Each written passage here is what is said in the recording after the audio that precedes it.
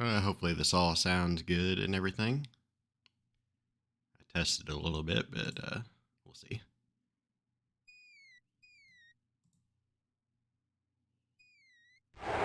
Alexander pushes the plank to one side.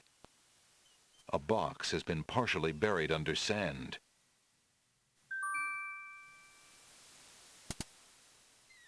Alexander takes the coin and leaves the ruined box where it is.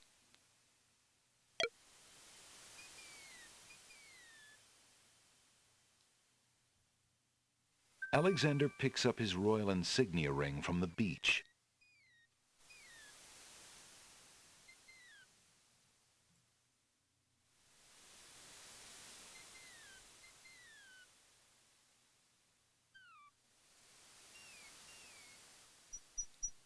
I'm going to turn up the speed a little bit because I can't hand him walking that slow.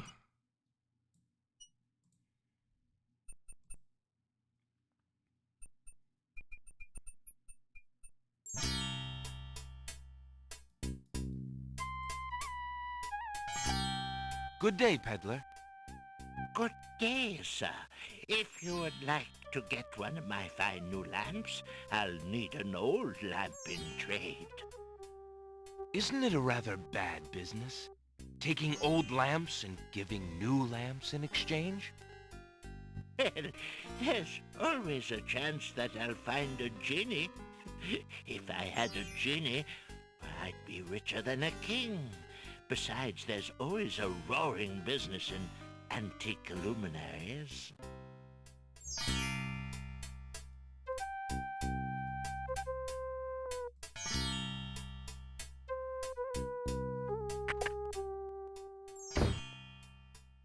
Good day. Good day. Good day, merchant. Can you tell me what land this is? By the moon's light, what a question! You must have been out too long in the sun, or perhaps knocked your head upon a rock. No. Well, perhaps. I was in a shipwreck, you see. My crew and I were trying to reach the land of the Green Isles. I think, well, at least I hope, my men got away safely in the lifeboats. But I myself appear to be rather stuck here. Ah, I see. You must pardon my incredulity, but it has been so long since we have had a foreign visitor. You wrecked your ship, young traveler, due to the currents and reefs around the islands. If your crew was wise enough to steer clear of the isles and head home, they should be fine. In any case, you have met your objective, however bumpy the journey. You mean, this is the land of the Green Isles? Oh, thank the heavens! I had followed the stars, you see, and I thought I was close, but... The stars? You must be quite a sailor. But what is the purpose of your visit? I come for... Well, I mean, I hope to see... I met some time ago. Say no more. You are smitten with a maiden, are you not? The king bear. What other than love could so confuse a man's tongue? I'm afraid so. It is Princess Cassima. By the desert sands, when you fall in love, you do not mess around, do you? Is she here? This is the Isle of the Crown, young man. The castle of the Crown stands on the hill. If it is Cassima you seek, that is where to look. The Castle of the Crown. Thank you, merchant. And good luck to you, lad. You shall need it. Let's go to the castle.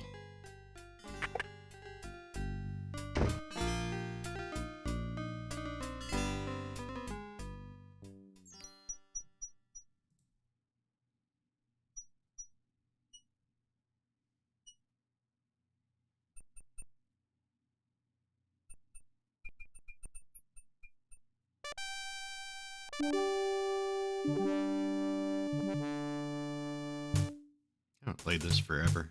Excuse me, guardsmen. Guard dogs. I've been traveling for months to see Princess Cassima.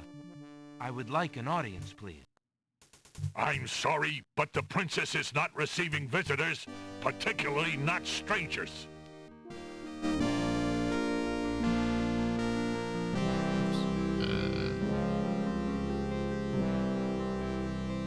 Alexander decides to show his royal insignia ring to the Castle of the Crown Guards. With all of his papers lost in the shipwreck, it is the only possible calling card he can think of. Good day. I'm Prince Alexander of Daventry. I'm an acquaintance of Princess Cassima. If you could just inform her that I'm here, please. So everyone says. Let me just look at that ring. What does it say, Gruff? Kingdom of Daventry, Prince Alexander. Wait here while I go see what Captain Saladin thinks of this. He could have just found that ring and pretended to be Alexander.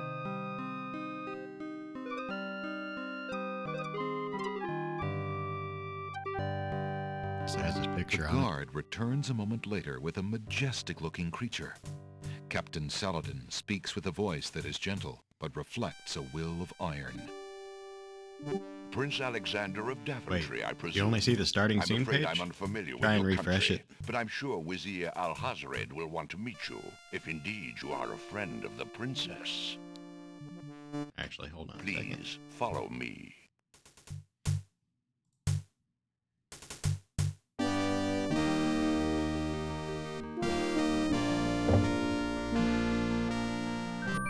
Lord Al-Hazred, a visitor to see you. Prince Alexander of Daventry. What is it that you seek, Prince Alexander? Pardon the intrusion, my lord, but I came to see Princess Cassima. Some months ago, my father, King Graham, saved my family and I from imprisonment under an evil wizard named Mordak. The same wizard that kidnapped the princess? Exactly. When my father rescued us, he also liberated Cassima and sent her home. Then your father has my gratitude, and that of the entire kingdom. But I'm afraid I still fail to see the purpose of your visit. Well, I came to make sure that Cassima arrived safely and to pay my respects. Before we parted, Well, that was awkward. she Sorry gave me about an that. invitation to visit. I have no doubt she did exactly that at the time, Prince Alexander. However, things have greatly changed for Cassima since her ordeal in Mordak's castle. Cassima's parents both became ill and died while she was gone. Cassima is sequestered in mourning for them as befits a princess. She is not receiving visitors of any kind. Even if she were, I do not think your visit would be appropriate. You see, it is time for Cassima to take her responsibilities seriously. With her parents gone, she no longer has the luxury to be a carefree maiden. As was her parents' wish, Cassima and I are to be wed. We shall rule the kingdom together. I assure you, our marriage is all Cassima wants now. As a prince and a gentleman, it would be best that you leave before there is any further embarrassment. I see. I suppose that I was mistaken. I thought for certain that Cassima... Well, I apologize. A young man sees what he wishes to see. I'm sorry you've wasted your time traveling to the land of the Green Isles. May your journey home be swift. Perhaps I will take the opportunity to look around your fair land while I'm here. I would advise against that. The kingdom is rather, shall we say, inhospitable these days. But it is your neck. You may risk it if you please. Captain Saladin will escort you from the castle. Good day. He's gonna stab me if he needed to.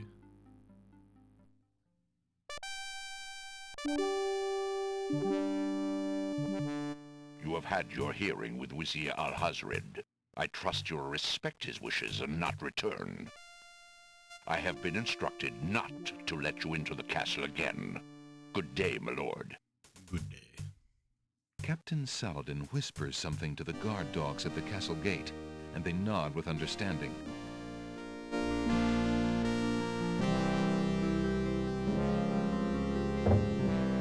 Alexander has a feeling they won't be letting him into the castle again. I think I was 10 or 11 years old when this game came out, so, but it was pretty cool back then.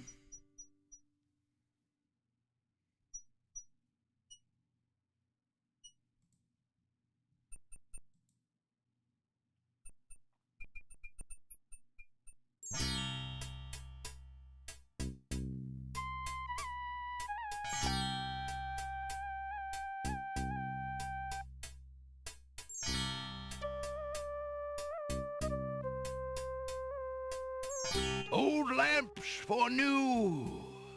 Old lamps for new.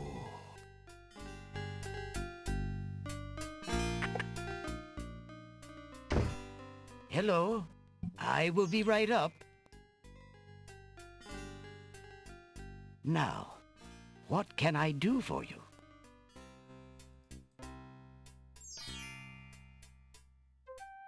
Good day, sir. I'm a stranger in this land. What can you tell me about the land of the Green Isles? That is quite a question, young man. Who are you, and what would you have me tell you? My name is Alexander. I know I'm on the Isle of the Crown, but I'd like to know whatever you can tell me about this island, and if there are other islands nearby. You are indeed a stranger. Anxious is the man who knows not the customs of the land beneath his feet. This island is called the Isle of the Crown, because the royal family's castle is here. Besides the castle, we also have this village, and the docks over to the west. There are at least 3 other islands: the Isle of the Sacred Mountain, the Isle of the Beast, and the Isle of Wonder. At least 3? Does no one know for certain? This is no ordinary land, Alexander. The land of the Green Isles has always been a place of vague boundaries, as if islands come and go. Legend speaks of a 4th island, an isle shrouded in mists. I myself have never seen it.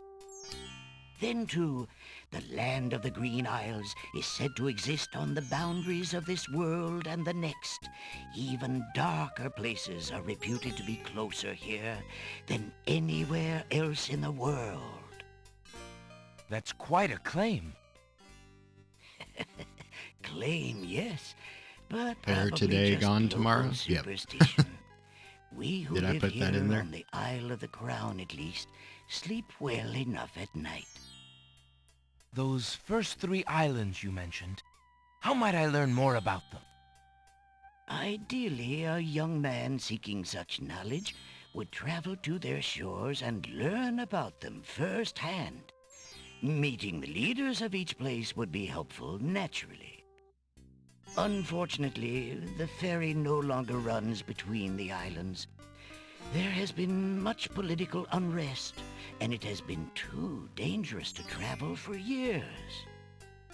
Perhaps the ferryman can tell you more. He has little enough to do these days. And if Luckily, you I still haven't have been most of my there hair already, so far. you might seek an audience at the castle. Thank you kindly, merchant, for all your good advice. Ah, but advice is free, Alexander. Making use of it costs much more. Fair enough. I think Volumes there's of paper in one of poetry on these display on this bookshelves that I bookshelf. need. Alexander is not interested in those self-help books. Thinking of Cosima, Alexander decides to leaf through one of the volumes of love poetry. He reads, "Thy hair, thy lips, thy beauteous face, and all thy studied female grace have won for thee anon a place within this broken breast." Not bad. And another. "Upon the shore the lilies bend, untouched by worldly care, where shadow they her earthly bed, oh, that she were not there." Yikes. And another. What was it when I looked at you? What power has chained me through and through and binds my heart with links so tight I cannot live without the sight of you? What nameless thing has captured me and made me powerless to flee? What thing is it without a name that brings my mind e'er back the same to thee? The name of love cannot apply. Its commonness does not decry the haunted, hunted, painful cry that my heart makes for you, that e'er my soul eternal makes for you. A little close to home, that one. Alexander returns the love poem book to the shelf.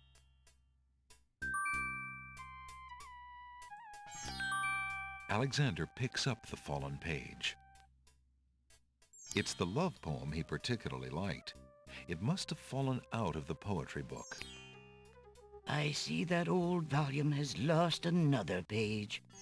You may keep it if you like, sir. I have glued the stubborn thing back in place 2 times already. I do rather like it. Thank you, merchant. A stone fireplace gives the bookshop a quaint, cozy air.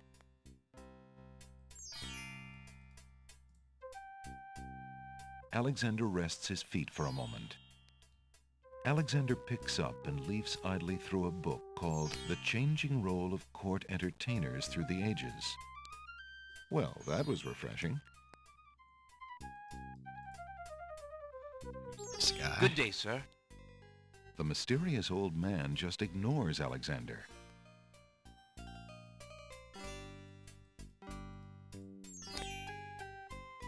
Alexander picks up the book from the small table.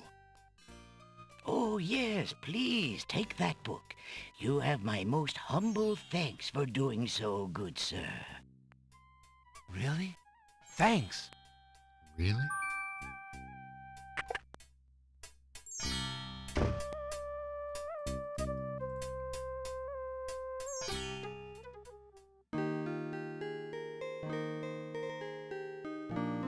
The girl is too far away to hold a conversation with Alexander.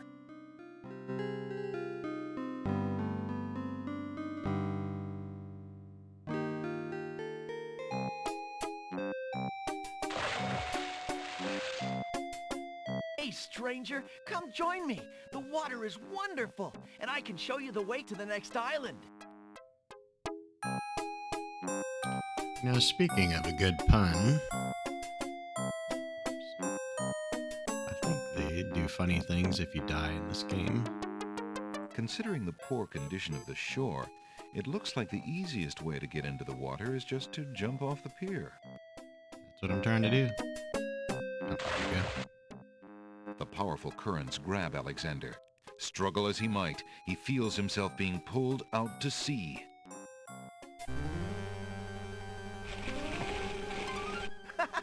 Not a very good swimmer, are you? Help me! Sorry, I think not. As his head submerges for the 3rd time, Alexander finds himself pondering the wisdom of going out on a limb for a stranger.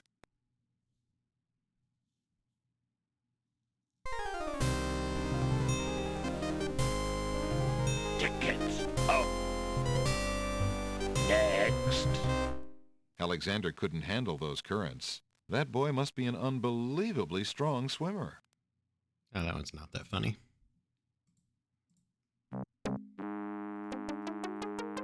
Good day. I'm Alexander. What are you doing in the sea? What does it look like I'm doing? I'm swimming. I mean, come join me. The water's wonderful. I can show you the way to the next island. Come on, jump in. A little water won't hurt you. Oh, we've already proven otherwise. Come join me if you're brave enough.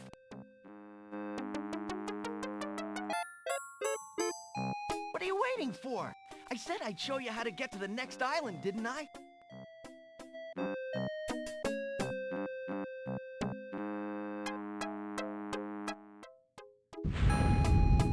That's strange. The young boy in the water just disappeared. Oh well, perhaps he just dove under the water.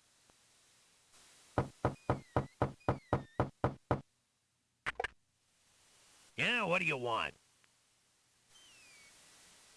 Alexander promises himself that he will not go home until he has determined what Casima's feelings are for him, and if she needs his help. I wasn't trying to talk to myself. Alexander is greeted with silence. Excuse me. There we go. My name is Alexander. The owner of the bookshop in the village told me you might be able to help me.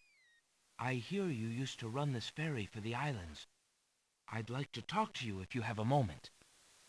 You say old Allie sent you? I can't see why. The ferry's not running, you know. I understand. I'd just like to talk to you about the islands if you don't mind. Well, I guess it'd be all right if Allie sent you. Well, don't just stand there. Come on inside.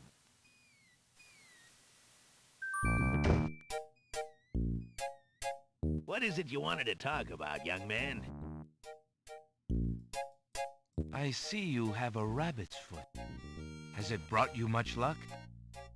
As you can see, my luck's been out for some time now, despite that old charm. Why don't you take it with you? Perhaps giving the darn thing away will bring me good fortune at last. Perhaps it will at that. Thank you. I'm a visitor to these islands. I'd like to learn what I can about the area. So you said outside. What is it you want to know? Well, for one thing, why has the island's only ferry been dry docked? Huh. It just ain't safe to sail these days. What with the islands feuding and all. Wazir Al-Hazred ordered the ferry closed till things settled down. Me, I don't think she'll ever see water again. But why are the islands feuding? You got me. Something about stolen property or some such thing. 'Tis a real shame. Things used to be so friendly. Then this unrest is recent. A few years is all, but it's been long enough. Perhaps if the ferry were repaired. This old thing? This ferry's been out of water so long she's no longer even seaworthy.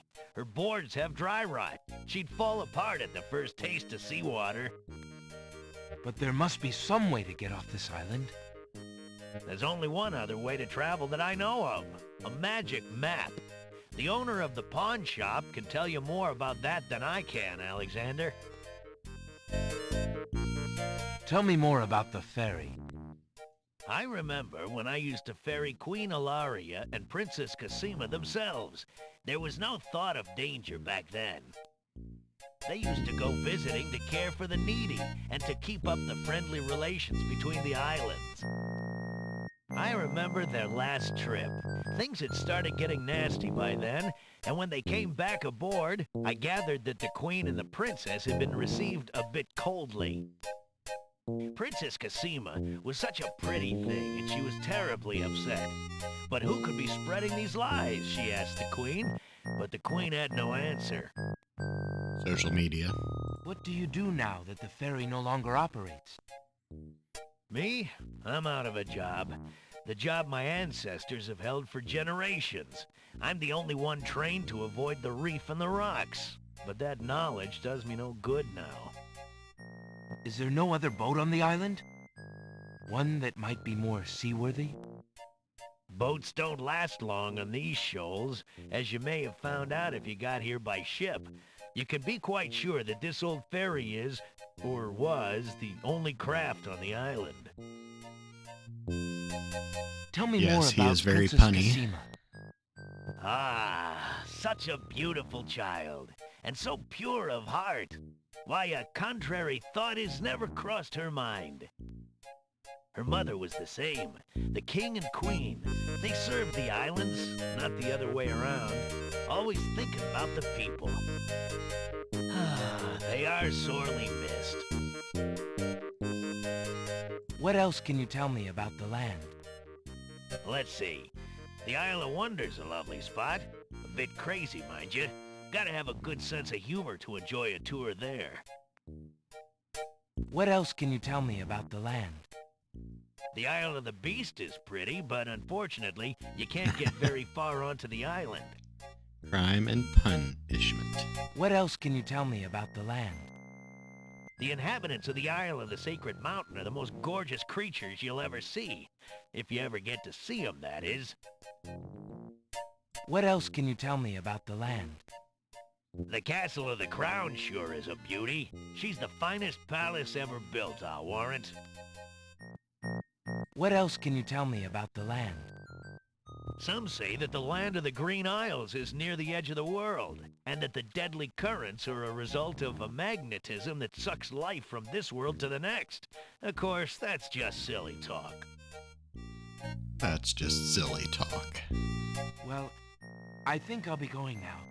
Thanks for allowing me into your home. Posh, not at all. It breaks the boredom, if you know what I mean. So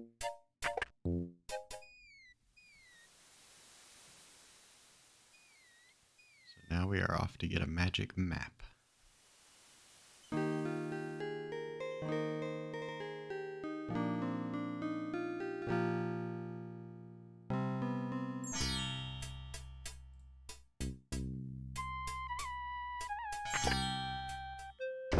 Good day again. How may I help you? But first, we gotta talk to this clown. Good day, sir. Is there anything you can tell me about the land of the Green Isles? I'm sorry, but I have no time for idle conversation. I'm too worried about the princess. Excuse me again, sir. You mentioned the princess. I told you I'm not interested in talking to strangers. Excuse me again, sir. You mentioned the princess. I told you I'm not interested in talking to strangers. Yeah, I think I played this originally on like a Packard Bell 486. It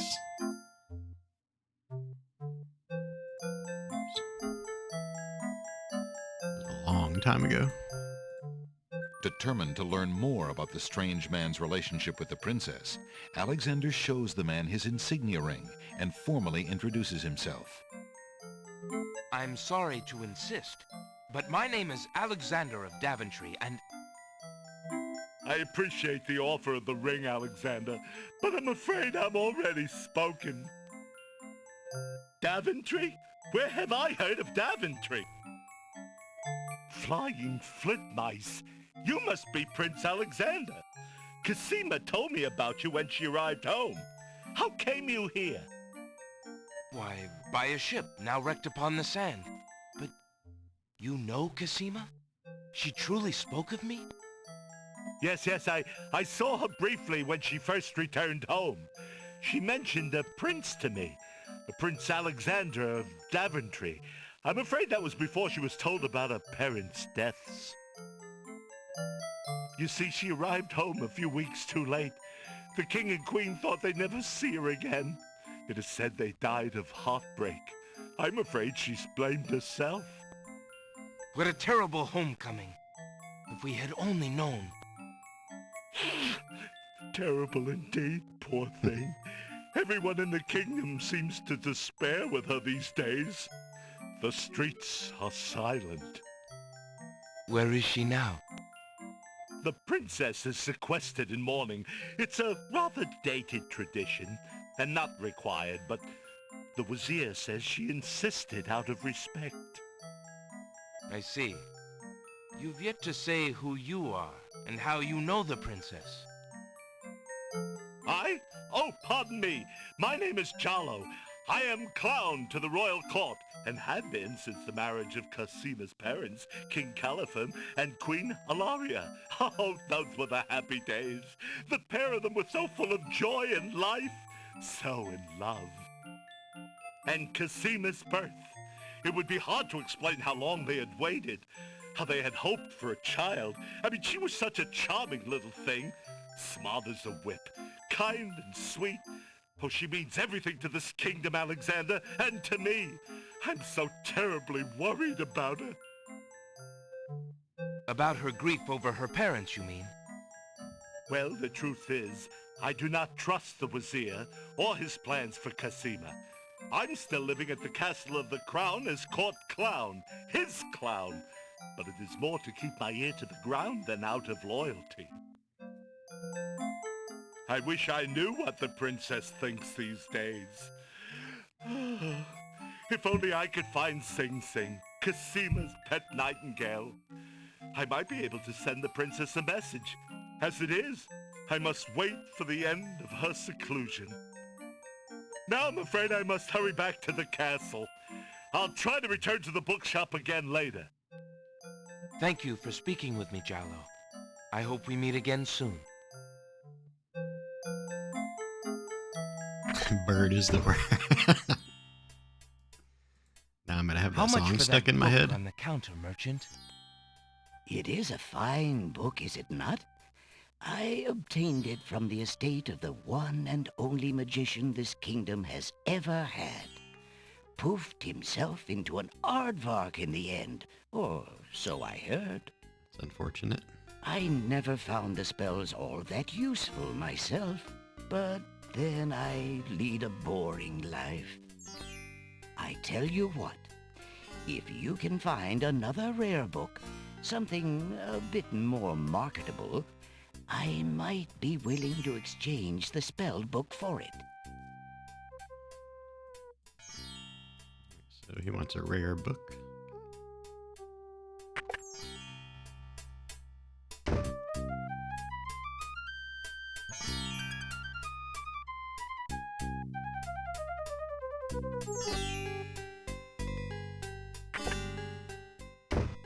Good day. Good day, sir. The old man just glares at Alexander and does not reply.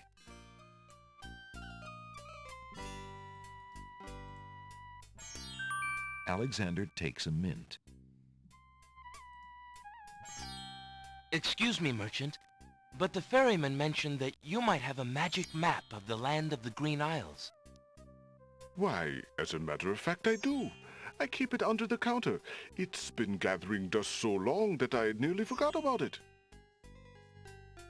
It was quite a few years ago, you see. The estate of a wealthy wizard fell into my hands when he died.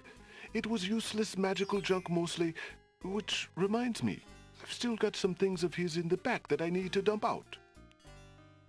Anyway, the magic map was the one true treasure in the lot. The wizard was quite old and feeble and had enchanted the map to aid in traveling. It is said that one need only desire to be on an island depicted on the map to find oneself there. It is a very valuable map, as you can imagine. Unfortunately, no one is interested in traveling these days. It is far too dangerous with the current state of the kingdom. What would you take for the map? I would normally want something magic in return, but since I am hardly overrun with prospective buyers, I would be willing to take anything of equal value in exchange. I wonder if he got that from the same wizard that the bookstore owner got the book from, the one that turned himself into an aardvark. Would you be willing to take my family ring in exchange for the magic map? Daventry, are you a king then? No, that's my father, King Graham. I am. I'm just Alexander. Well, Prince Alex, she is a beautiful ring. Are you sure you can part with such a unique family heirloom? The ring does mean a lot to me. I didn't always have a family, you know. Still, it is only gold. There are more important things at stake now. Then you now own a magic map, Prince Alex. I will keep your ring out of sight for a few days. If you find anything else of great value in your travels, you can come back for your ring. I would hate to see it melted down for gold. Ah, and a warning about the map. It will only operate when you are out in the open and within sight of the sea. The limitation has something to do with the teleport spell ingredients. You might try the beach. Thank you. You are very kind, and I'll remember about the map.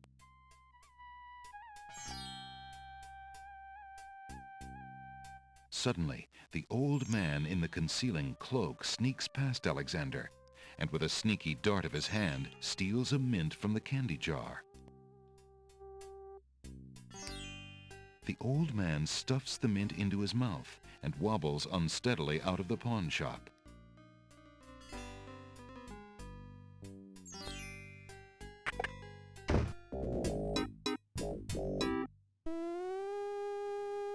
Master! I followed Prince Alexander as you wished. From the pawn shop owner, he just abstained, just reprieved. He just got a magic map. Some strong mints. You fool! You've been eating those mints again. I ordered you to stop that. Yes, Master. Now, what is this about a magic map? With the map, Prince Alexander could travel anywhere as quickly, quickly as I can. I thought I took care of the only means of travel. By my scimitar, I can't have him stirring things up now. Get a hold of yourself and listen carefully, Shamir. Go to the other islands and tell them... I think you can talk to the bear. The world-famous talking bear has been sulking ever since his abduction from a small mountain community in California. He refuses to discuss real estate. Yep. I have this copper coin.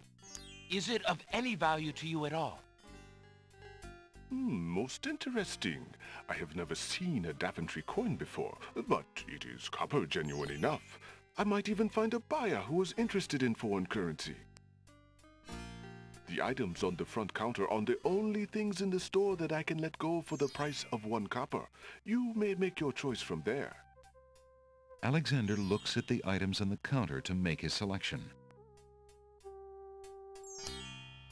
That mechanical nightingale looks intriguing. I believe I'll take it. Very well. Your coin is well spent. Remember, this is a pawn shop. I am always willing to take back my own goods in trade. I'll remember. Thank you.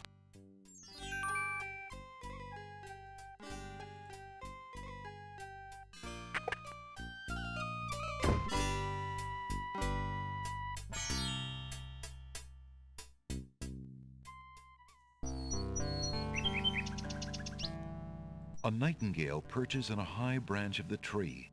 She sings the most beautiful song Alexander has ever heard.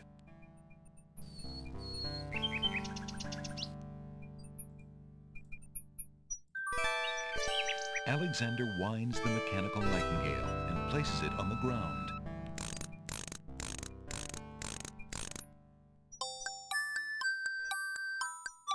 The mechanical game has such good music. sings a sweet, tinny tune. The real nightingale in the tree cocks her head and listens intently. The nightingale flies to a lower branch and looks at Alexander curiously, as if she were deciding that this human might not be so bad.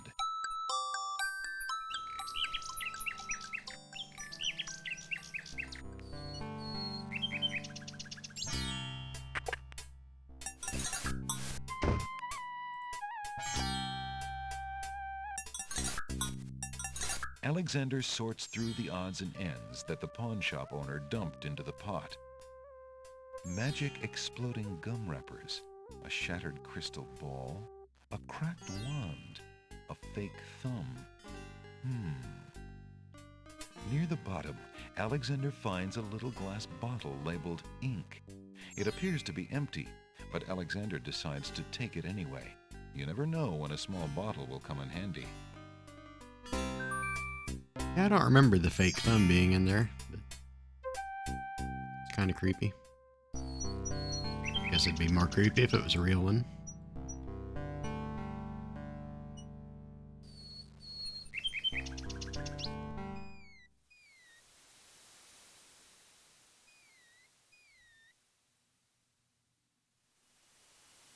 Now we have have our magic map, we can go other places. Alexander pulls out his magic map.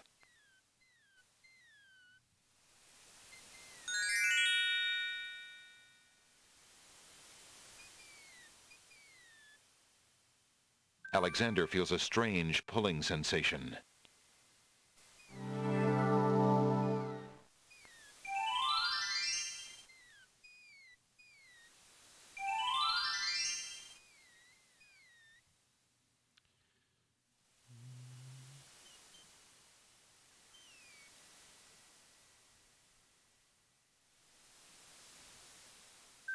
Alexander takes the feather. Alexander picks the flower and is startled by its hideously strong skunk-like odor. For a moment, he can smell nothing else. First time playing this disc in 486's CD-ROM. Nice. I think I had it on a floppy disk originally, or I think that was the first copy I had.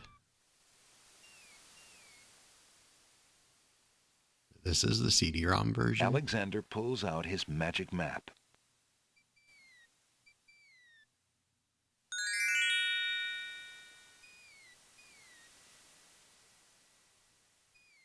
Alexander feels a strange pulling sensation.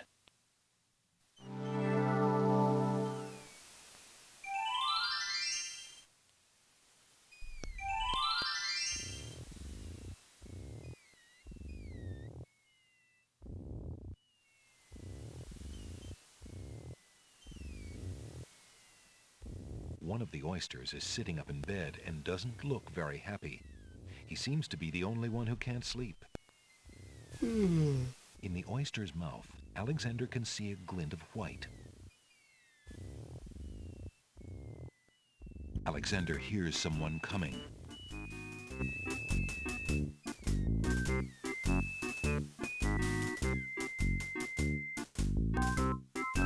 "5 fierce guards of the isle we be. Watch for a foreign man," said he, "with ears and nose, tongue, hands, and eyes.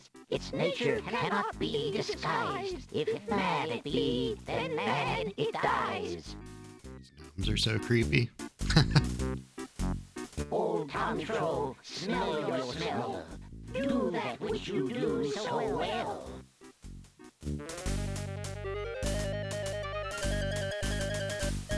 Alexander holds the flower of stench out to the gnome with the jumbo nose. Tom Troll I am, that's all I'll be. My nose knows all on land and sea. A flower of stench has washed ashore. A flower 'tis all, and nothing more. What other old games did you used to play? Listen, hark you, Grovelor, do your duty as you swore. With your ears, please tell us more.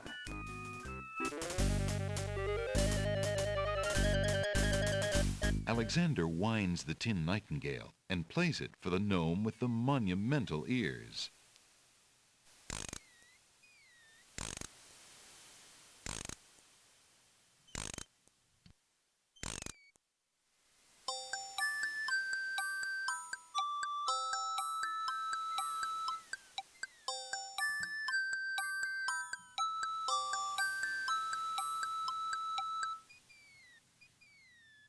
A nose is not a way to spy. My ears cannot be told a lie. A nightingale is all there be. No man is near, and so say me.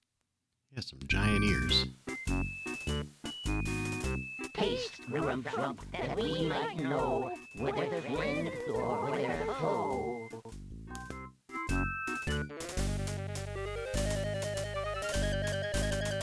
Alexander holds the mint out for the gnome with the gigantic mouth.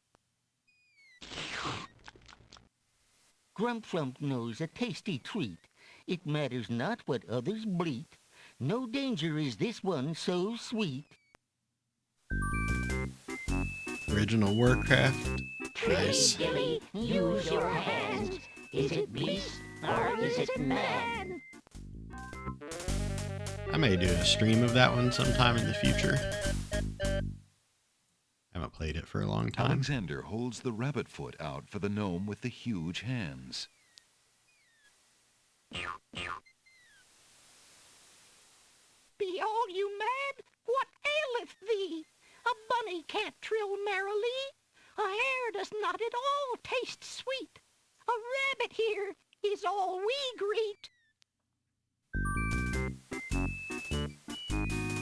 Old Bill Batter, never fatter. Vision can resolve this matter. Look you now and end this chatter.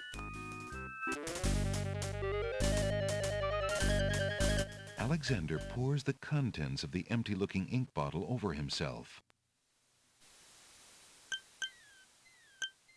By all that's beauteous, fair, and sightly, 4 morons do I sleep with nightly.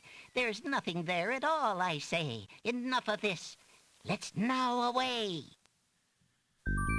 I don't remember any of the Warcraft cheats. I know there was quite a few of them, though.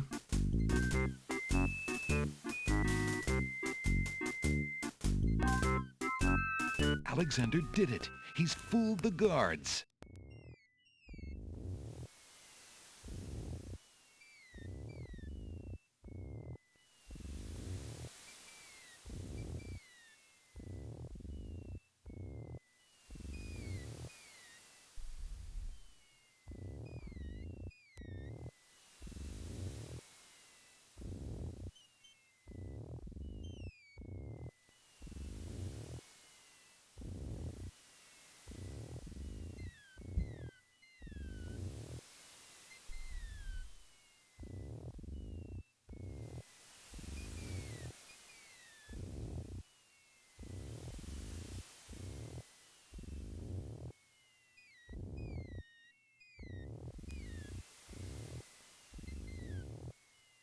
Okay.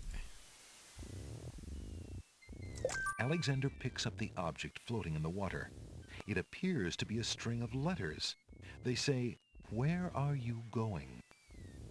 Alexander decides to keep the odd sentence, even though it is incomplete.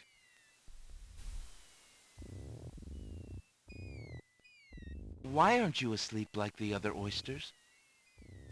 Oh, I'm so weary, but I can't sleep. I have a terrible ache in my mouth. What's wrong with your mouth? No offense, but it hurts too much to talk.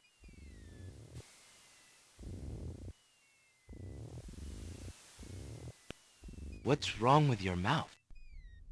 No offense, but it hurts too much to talk. Okay. Fine.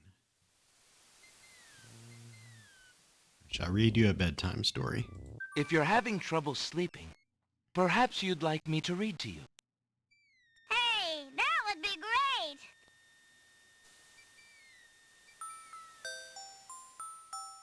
Two dulcimers raised to the degree of 40 half-dulcimers, divided into equal parts by the third of a cackle of grouse geese, put over the result of 10 fine mackles, albeit small fine mackles, stretched over the total of 53 and an eighth bottles of wild beast lard.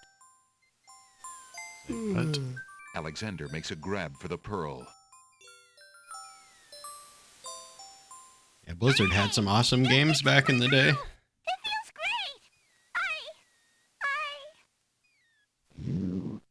The little oyster drifts into peaceful slumber with the rest of his oyster friends.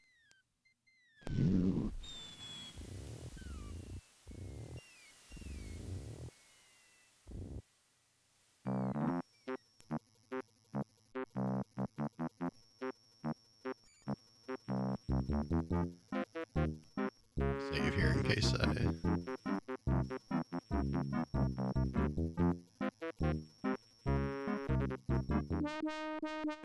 Wow. Hiya, gorgeous.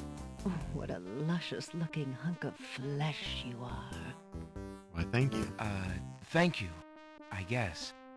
Who are you? How charming of you to pretend not to know. I'm Black Widow, of course. The femme fatale of all femme fatales. Know what I mean? You know, I was just thinking it was time I found my 50th, another husband. It would be quite a horror, an honor to have me as a bride. Just look at my beautiful weaving. It's so light, so delicate. You'll never want to leave my little nest. It is a lovely web, but my heart is elsewhere, I'm afraid. Oh, drat! The loss is yours. I'm sure you'll change your mind once you consider the advantages. What are the advantages? Alexander reaches out to touch the Black Widow. Ah, how sweet the matrimony. I knew you'd change your mind. Alexander feels the sharp prick of the Black Widow's teeth. Then, a strange burning sensation.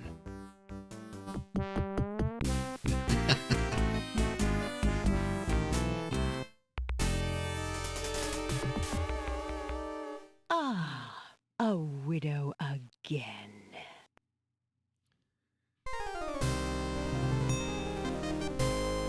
Tickets up. Next. Why do you think they call her a widow? Ha ha.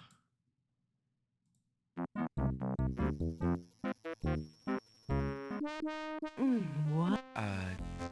How charming of you to pretend not... You know, I was just... Just look at my beautiful weave. Oh, drat!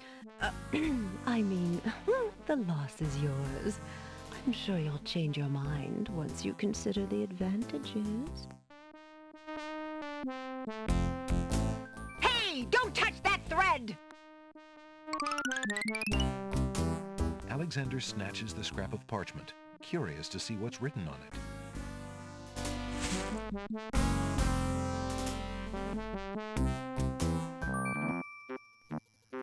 The wind blows the scrap of paper from Alexander's hand, but he remembers what it said well enough. I wonder if we can get a rare book here for the bookshop owner.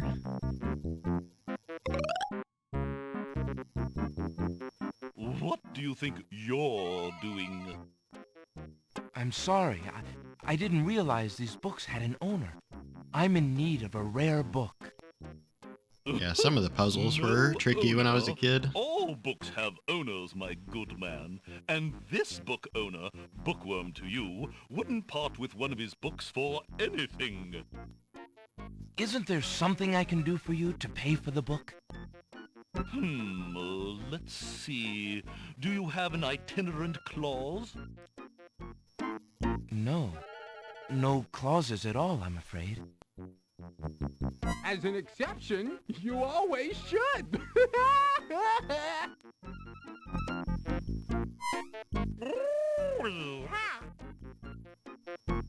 Don't mind oxymoron and diphthong. They're fairly limited grammatical principles, you know. Let's see. A marsh pig that does Texas? No. I'm afraid not. A dangling participle? I'm fresh out. A purple fiddle whacker? No, I don't think so. Sorry. An idiosyncrasy, perhaps? Afraid not. Ha! Then what good are you? And he was quite rude.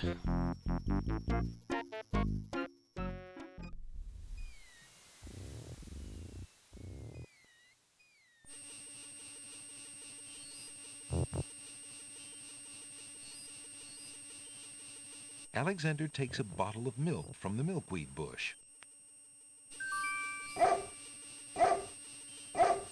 Dogwood Apparently, tree. the dogwood tree doesn't like Alexander standing that close. My dear tree, is it true that your bark is worse than your bite?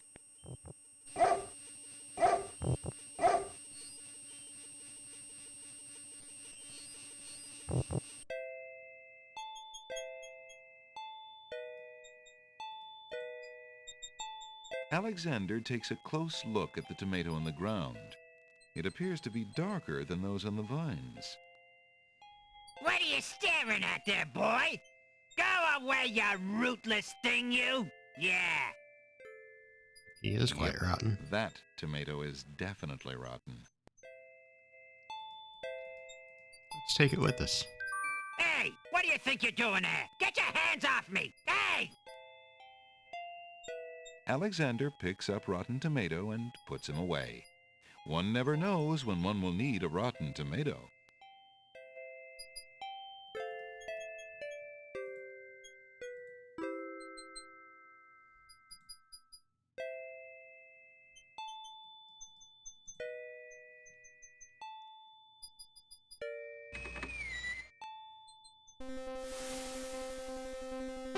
Saying a mouthful.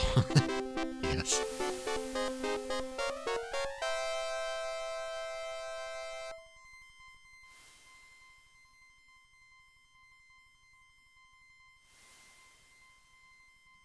Calling out into chessboard land would do little good. Excuse me, what land lies beyond?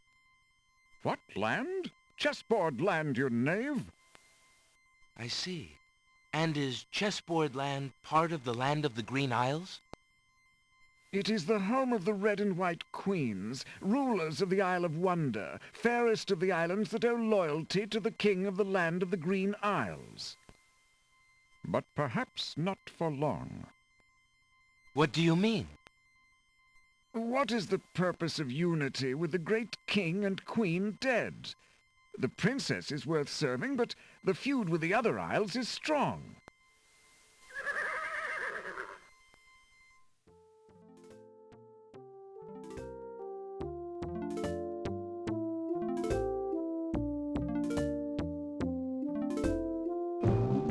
I must insist, Your Highness.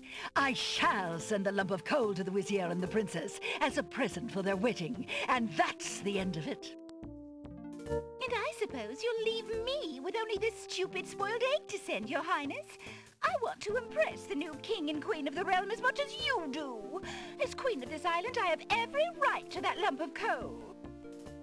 Who isn't queen of this isle? The lump of coal is in my possession. Therefore, I shall do as I please with it. Besides, there's nothing wrong with that spoiled egg. The egg, though delightfully spoiled, is not nearly so valuable as the lump of coal, and you know it. Your Highness always got to carry the singing stone. It's not fair that you get the coal, too. That doesn't count. The singing stone was stolen by that horrid beast. I should get to keep the coal just because my stone was stolen. It wasn't your stone. It belonged to the Isle of Wonder treasury. Your Highness always thinks that everything is hers. Excuse me, my good man, but could you settle an argument for us? Which of us should get to carry the coal and which the egg? Remember, white is the color of deserving truth and virtue. Quiet, Your Highness, and let him make up his own mind. I, for one, shall be more proper, and not even mention the fact that red is the color of love. I'm sorry, Your Majesties. I'm partial to both red and white, but I'm afraid that I don't know how to solve your problem. One of you will just have to be gracious and allow the other the lump of coal. What a ridiculously stupid idea. Quite ludicrous. He was a lot of help, wasn't he? Oh, yes. Obviously a man of high intelligence. So rude. The lump of coal goes much better with my gown anyway. Black and red are imperial colors. I think those two might be Silliest racist. thing I ever heard. Red does not go with anything, being much too self-conscious. White is the perfect accompaniment to any color.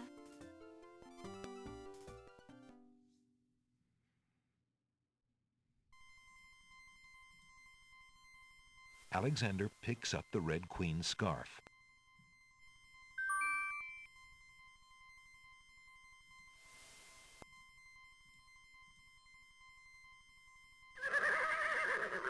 I found a red scarf. I believe the Red Queen dropped it.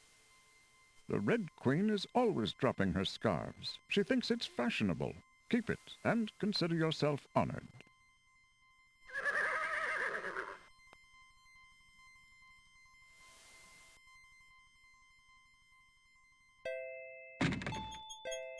A gray brick wall marks the end of the garden.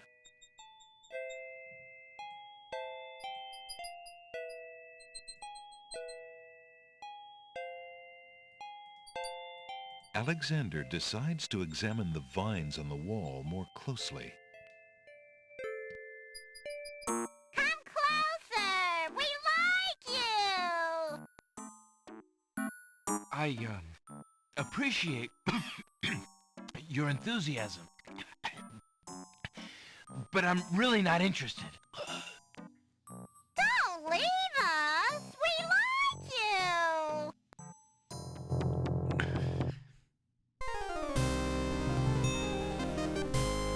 Tickets up. Next. Just want to be loved by you. Aw.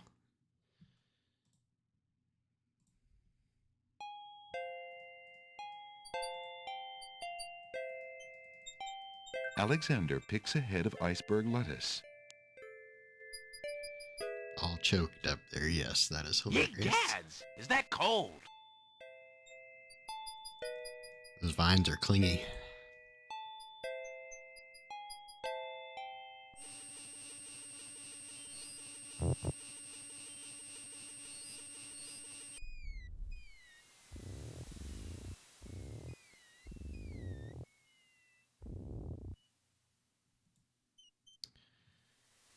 Okay, let's see. Alexander pulls out his magic map.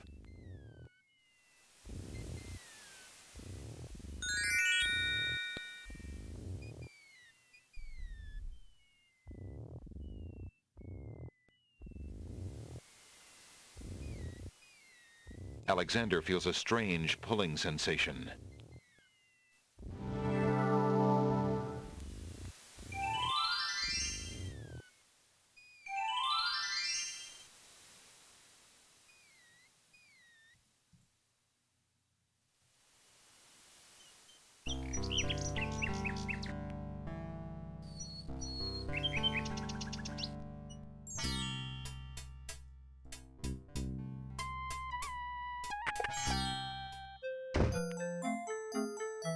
Jalo, how fare you? And what news have you from the castle? Prince Alex, how I fare is close to boiling. Have you seen the wedding proclamations around the village? I've heard rumors of the wedding, of course, but I didn't want to believe it, and I never thought it would be so soon. Cosima. Married. Oh, it is an unpleasant thing to swallow, friend. If only I knew Cosima wished it. Tell me about the Vizier, Jalo. The Vizier?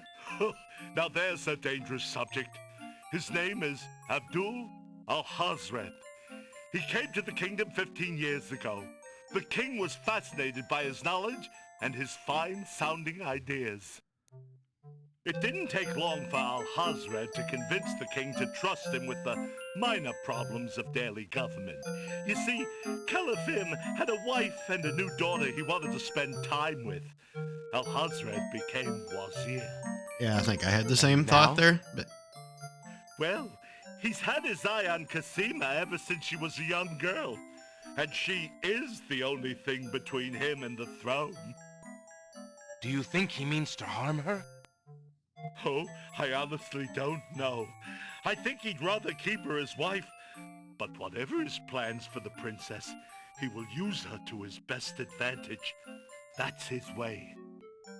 Perhaps he has charmed her. Perhaps she cares for him now.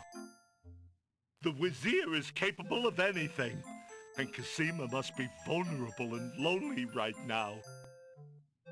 Still, She has always instinctively distrusted him.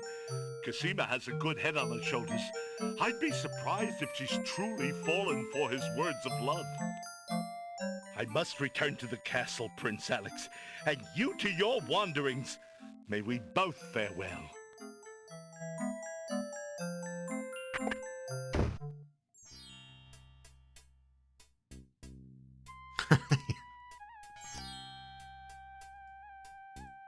There's nothing to do there.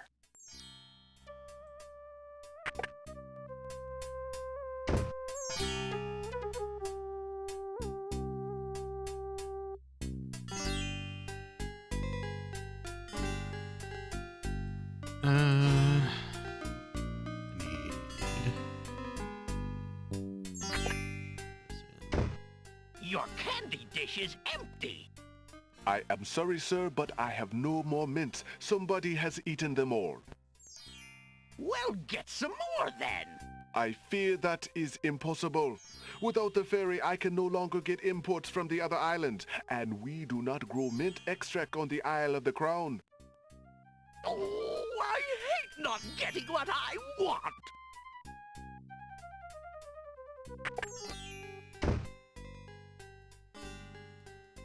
The counter feels as smooth as stone.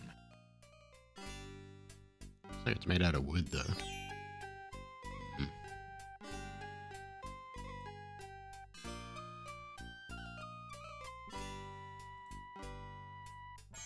Would you mind if I traded this in?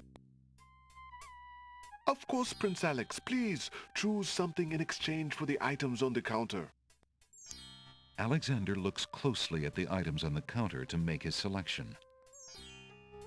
Let's see, I think we need this first. I'll take the flute. The flute? Very good, Prince Alex. May its music always be sweet. Feel free to trade it back at any time. Thank you.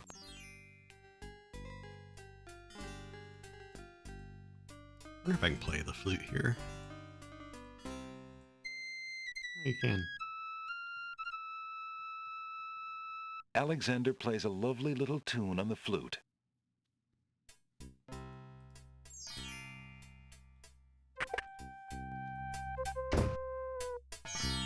Alexander is standing on a sunny village street. There are open shops to his right, a hard-packed path beneath his feet, and palm trees waving over his head. To the north, a key-shaped arch leads to another part of the village. What if Alexander touches that drum? Let's go find out. Good day, Prince Alexander. Alexander's musical abilities have always leaned more towards wind instruments. Oh, he doesn't do drums. If Alexander wants anything from the pawn shop, he'll have to first give the pawn shop owner something in trade. A small red drum beats no more on the shelves of the pawn shop.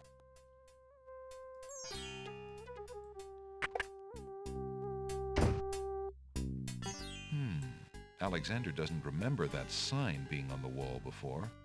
He decides to take a closer look.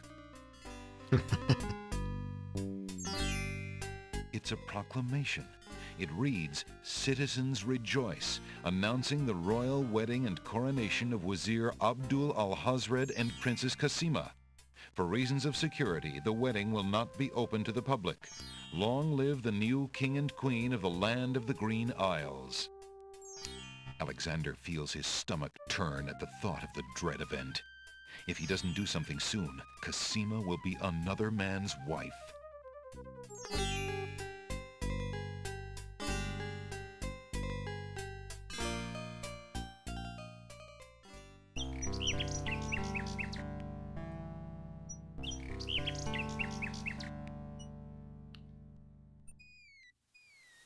Yeah, my daughter's always giving me a hard time for my horrible jokes. But I think they're funny. Alexander pulls out his magic map. Alexander feels a strange pulling sensation.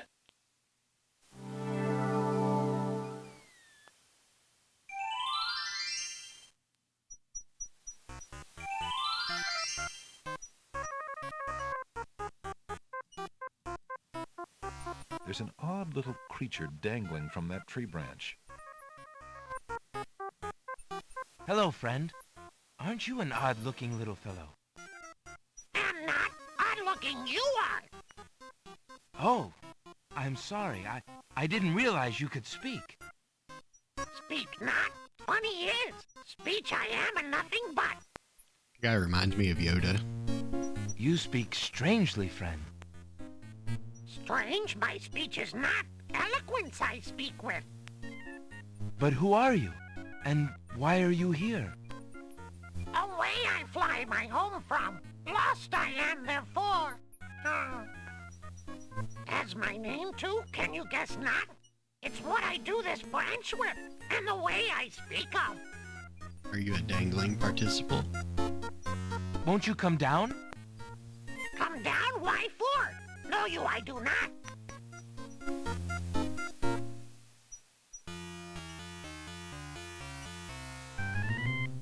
Alexander holds the sentence out to the creature. This sentence seems in need of an ending. Perhaps you could finish it?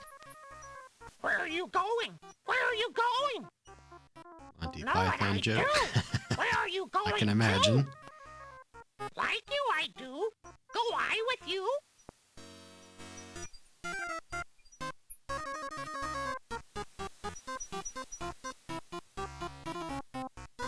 Well, that was certainly interesting. It looks like Alexander now has a passenger.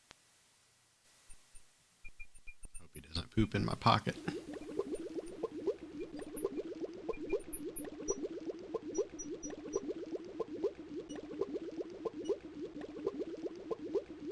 Alexander decides to brave the boiling pond.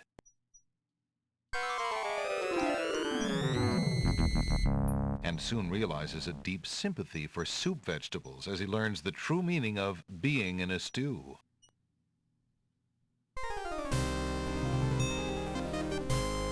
Tickets. Oh. Next. It looks like Alexander's in a bit of a stew. Ha ha ha. Good one.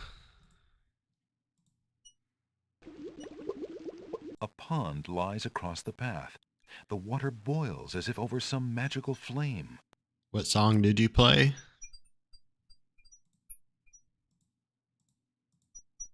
Hoping to cool down the boiling pond, Alexander throws in a head of iceberg lettuce.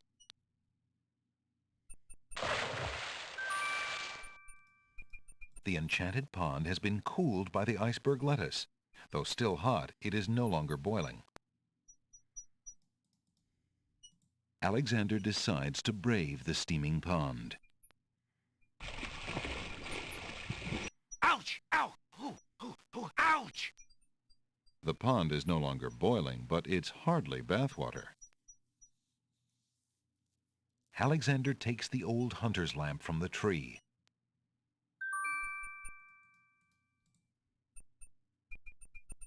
As Alexander continues down the path, he gets the strange feeling that he's being watched. Come on over here and see what I'm doing with these flowers. I don't think I've Never seen mind that one. Stone fella on top of the gate. He won't hurt you any. He's just there to scare you. I'm Alexander of Daventry. Who are you? What difference does it make? Just come on over here. I'll tell you my life history if you still want to hear it. Tell me. If it's conversation you want, just come on over here. I'll talk your ears off if we can sit down and talk face to face.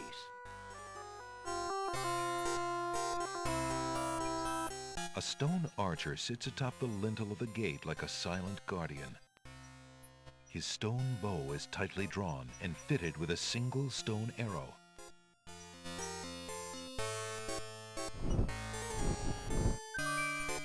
Alexander picks up the brick.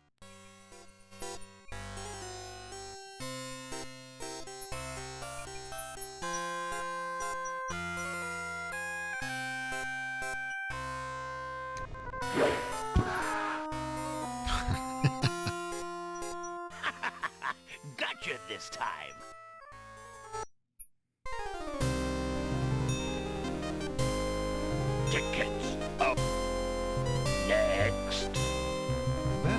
was slightly erroneous. That's not bad. That's not bad.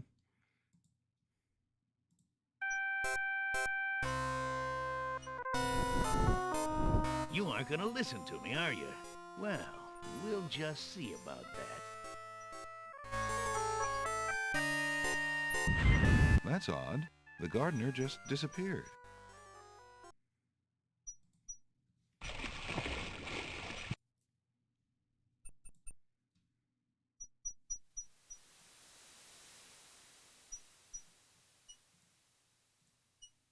Alexander pulls out his magic map. Alexander feels a strange pulling sensation.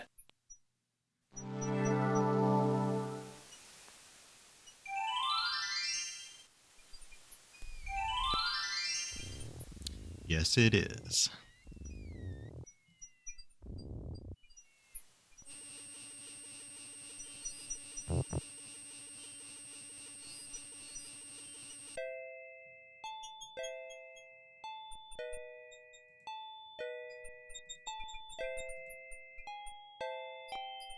Would you lovely flowers be interested in this? Guess not. Alexander decides to pick up the hole in the wall. A hole in the wall could be a very useful thing.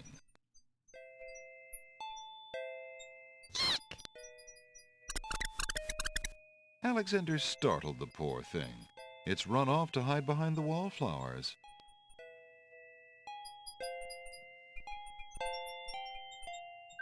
May I have this dance?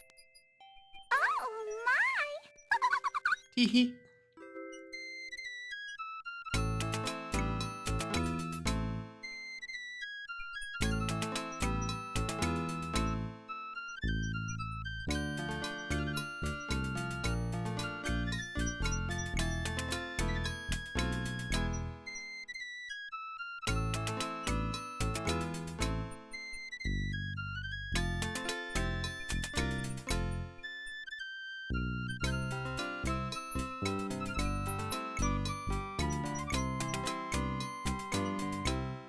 Alexander stops playing the flute, but the wallflowers and snapdragons continue to dance, caught up in the music and oblivious to everything around them.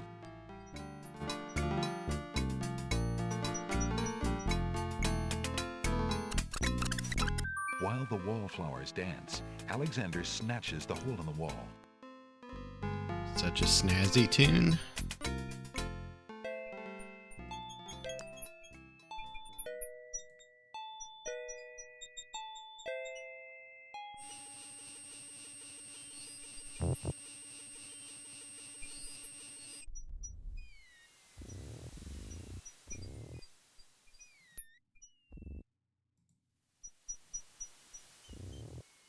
Alexander pulls out his magic map.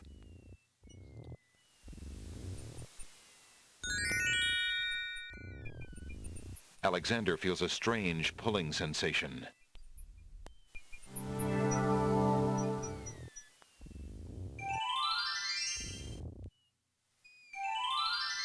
A whole new world. I mean, possibly. We do have a lamp here. We could be Aladdin.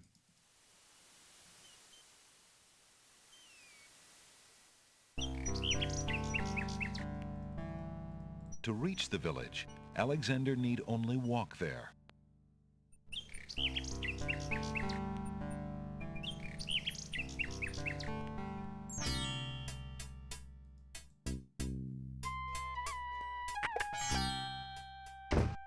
Hello? Now. In the wrong place.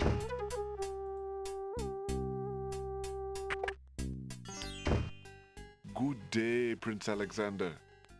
Good day, shopkeeper.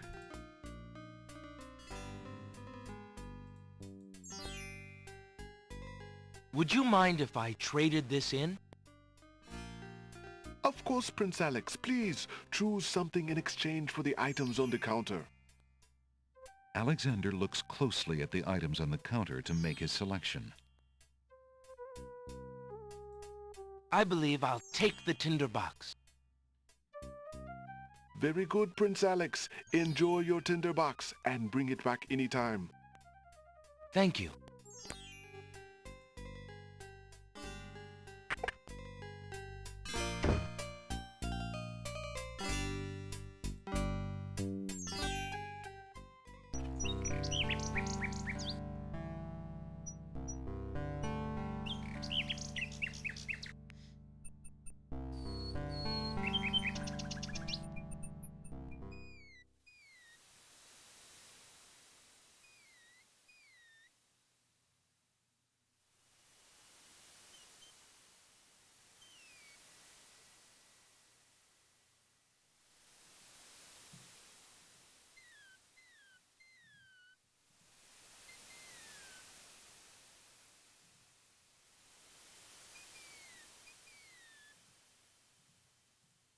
Alexander pulls out his magic map.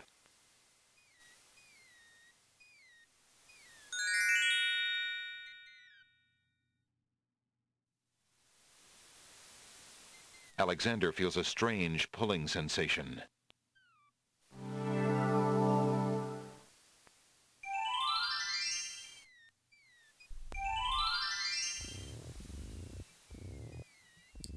Couple more things to do here that I forgot.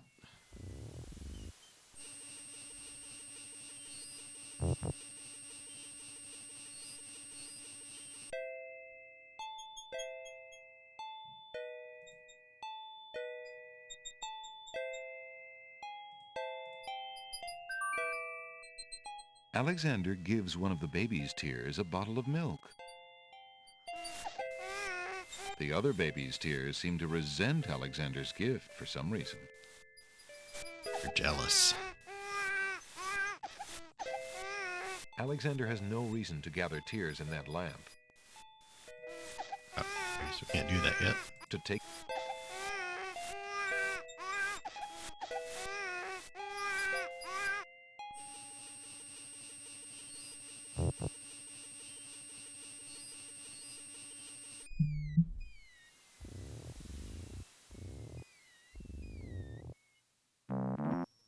There's no reason to touch that.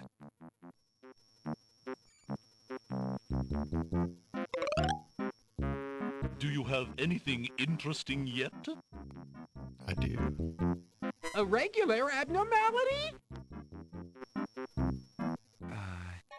Let me see what I have.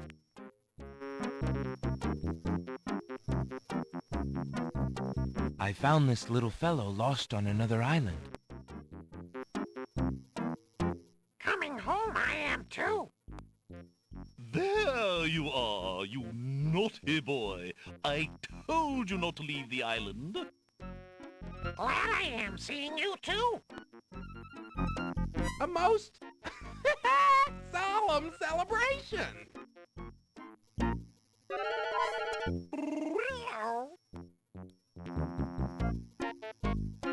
So, you found my dangling participle.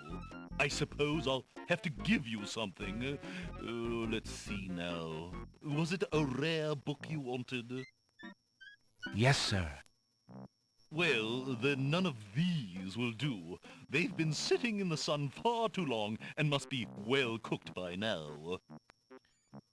Yeah, I remember pretty much all the characters pretty well. This one is far more rare. A delicious little tidbit. They were all very interesting. Thanks. Or maybe my memory was just better when I was younger.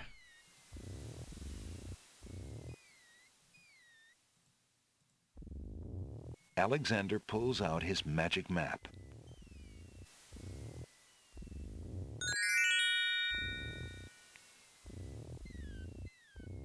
Alexander feels a strange pulling sensation.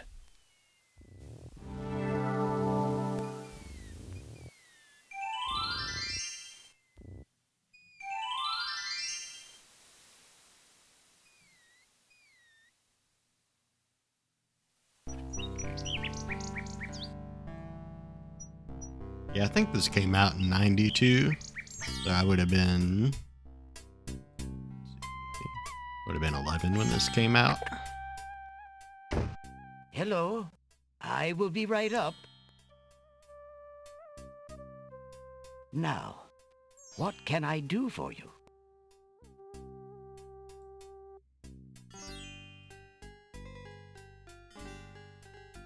I found this rare book, and I thought of your offer. Very interesting. Oh, it is a wonderful riddle book. Riddles are much more marketable than spells these days. I guess people believe more in Yeah, I know luck the than feeling. in magic. Here is the spell book you wanted, and a fair trade it is, I must say. Enjoy it. I certainly hope so. We shall see how rusty my spellcasting truly is. I need to go through and play the other King's Quest games. I played a little bit of 5, and I played 7. I beat that one, but I haven't played the other 4.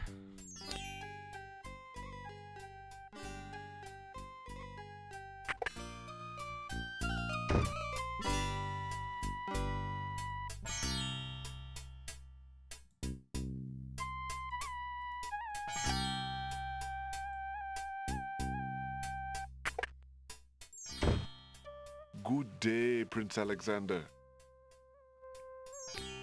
7 wasn't bad. It was really, like, cartoony, but it was still fun.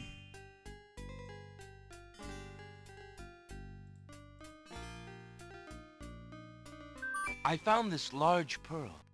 Might it be valuable enough to ransom back my family ring? I have never seen such a perfect pearl. Certainly you can have your ring back. Oh, I'm glad you didn't sell it. I'm a bit attached to it, I'm afraid. Of course you are. You would be cold-hearted if you felt any differently. I am happy to see a family heirloom back with its rightful owner.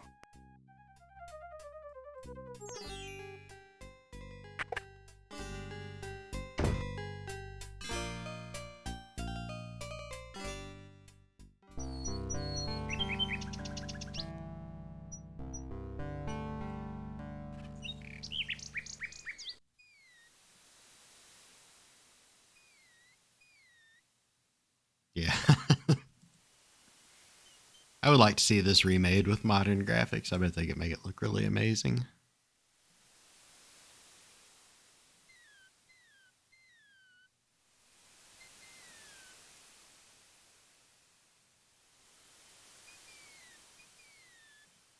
Alexander pulls out his magic map.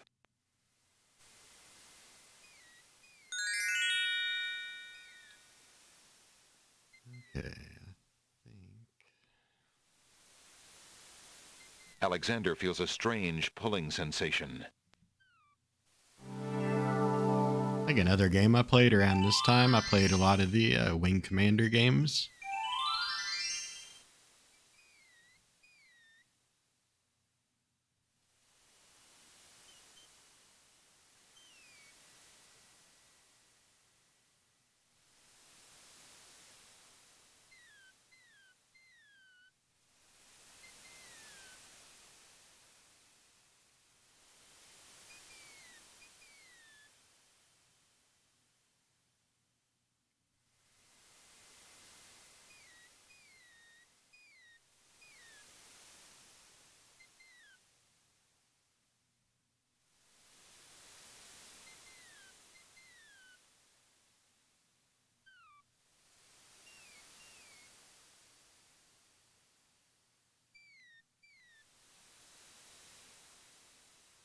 Wing Commander 2, yeah, that one was fun.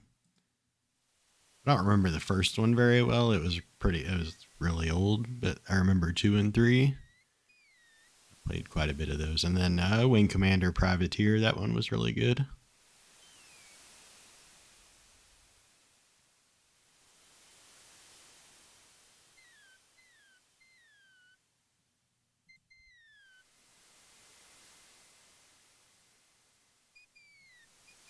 There appears to be something etched into the face of the cliff.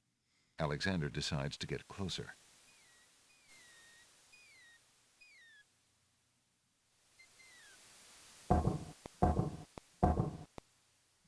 Huge blocks of stone erupt from the granite cliffs.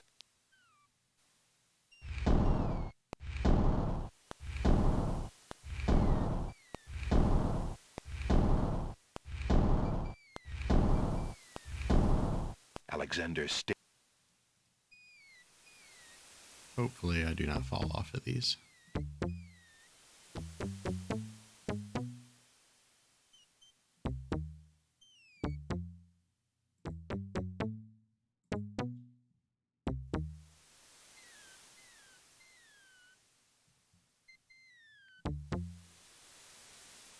I think it still works no matter which E you push.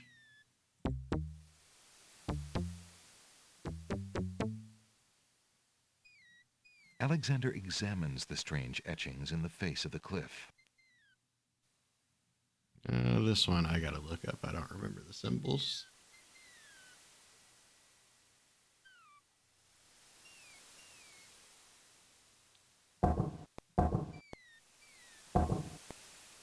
The stone beneath Alexander's feet trembles as more steps emerge from the granite cliffs.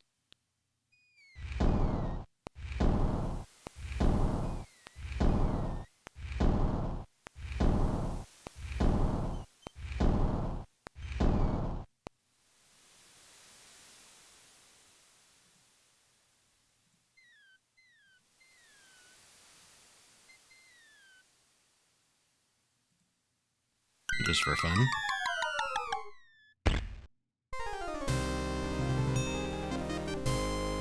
Tickets up. See what he has to say this time. That wasn't a very logical step. No, it was not.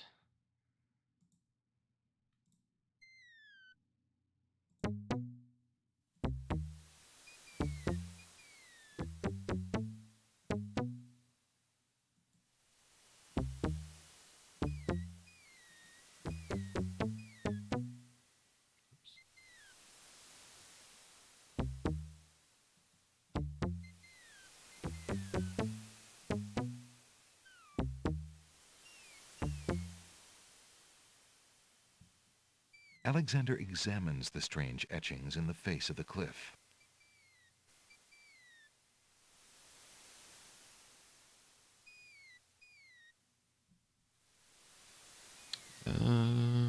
See if I can remember this one.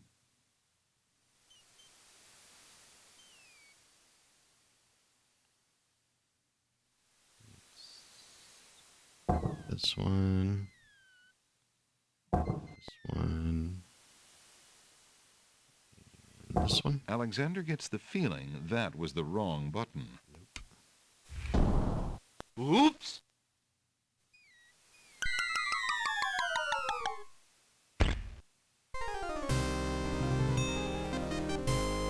Tickets up. Next. What a riddle. Stones of stealth. Find a guide to keep your health.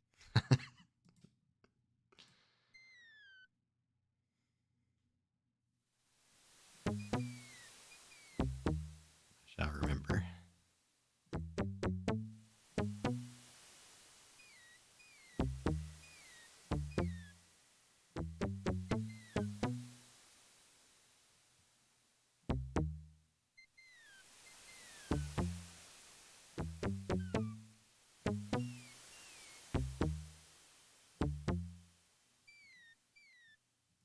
Alexander examines the strange etchings in the face of the cliff. I always get these two mixed up, but it's The this stone one. beneath Alexander's feet trembles as more steps emerge from the granite cliffs.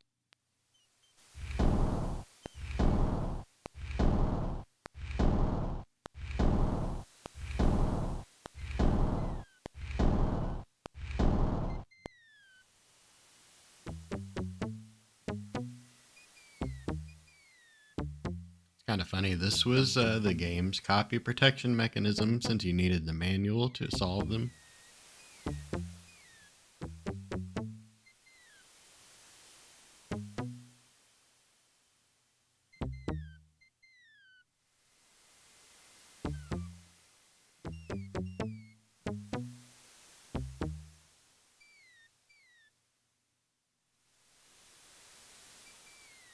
Alexander examines the strange etchings in the face of the cliff.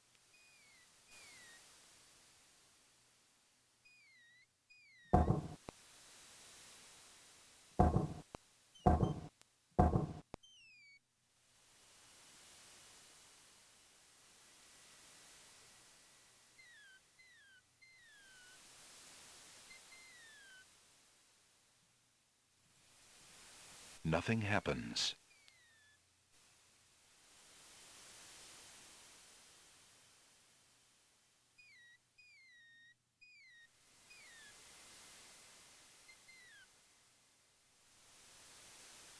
Alexander examines the strange etchings in the face of the cliff. I'm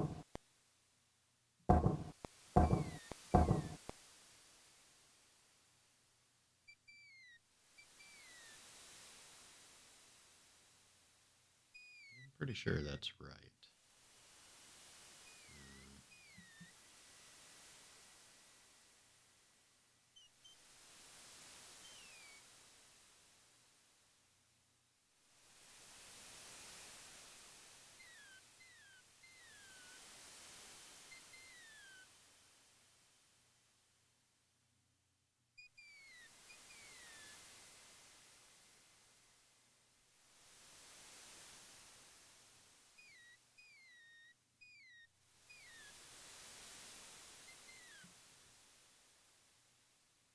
Nothing happens.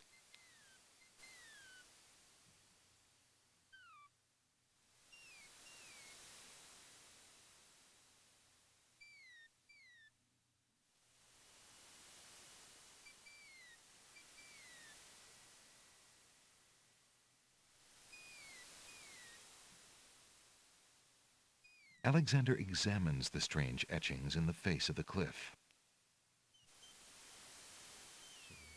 That one.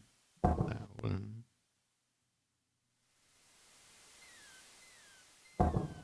The stone beneath Alexander's feet trembles as more steps emerge from the granite cliffs.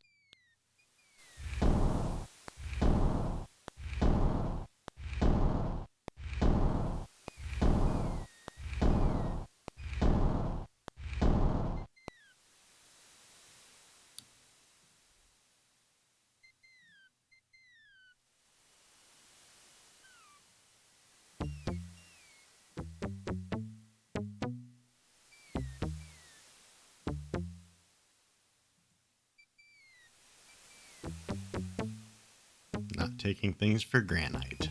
Yes, I like it.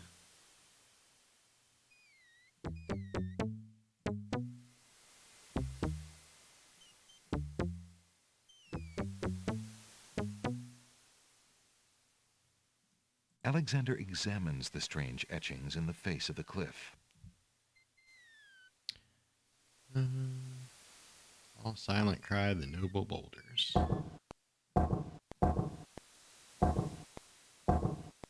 The stone beneath Alexander's feet trembles as more steps emerge from the granite cliffs.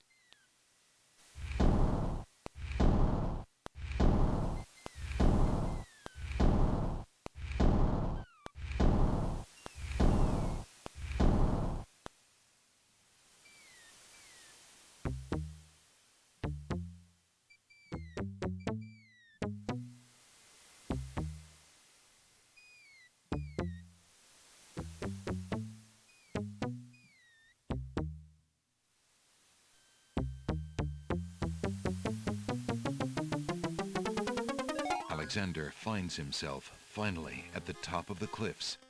Exhausted, he steps over the plateau and stands. Why do you make such an effort to climb the cliffs, young man? The winged ones who live on this island have the power of flight. You could have it too, if you'd only eat a berry from this magical flying nightshade bush. Sure.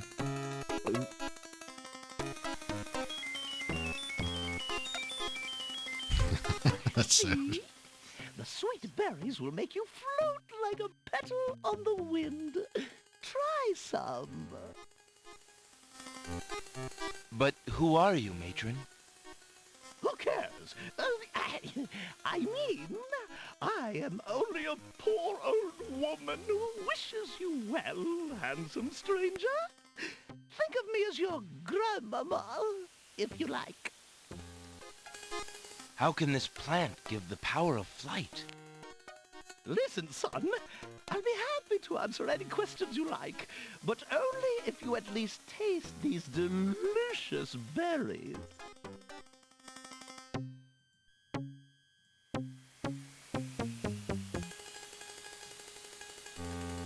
All right, who can resist that sales All right. pitch?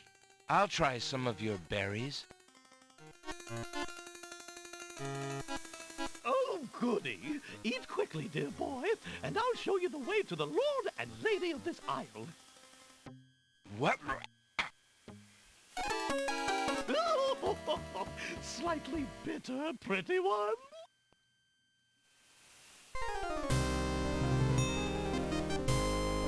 Tickets. Oh. Next.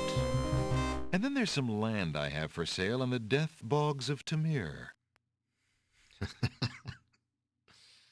Yeah.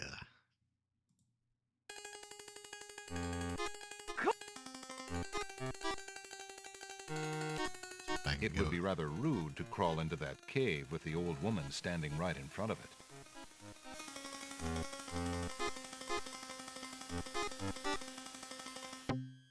Young man, you offend me.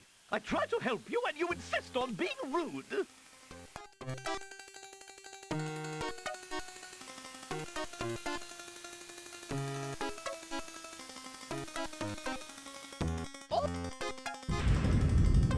There she goes, finally. The old woman just disappeared in a cloud of smoke. Perhaps those berries are even more powerful than she led Alexander to believe. Alexander crawls through the small opening in the rock.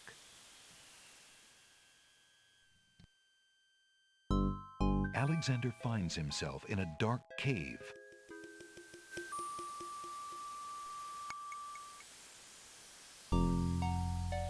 Alexander doesn't need to use that on the opening in the rock.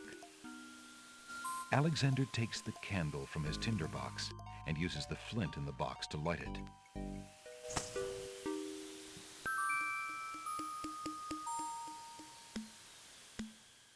Alexander is standing in a rocky cave. The dim light of the tinderbox candle reveals a dank, musty place. But then Alexander's nose told him that much without the light.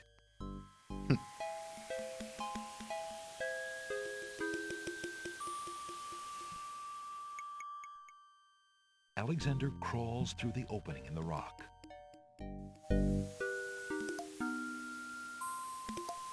The lighting in this part of the cave is better. Alexander extinguishes the candle's flame and places it back in his pack. A natural window-like opening in the rock provides a view to the outside world. A peppermint plant grows on the window's ledge. Ooh, peppermints. How refreshing. Alexander takes a few leaves from the plant. As he does so, a strong smell of peppermint is released. Ah!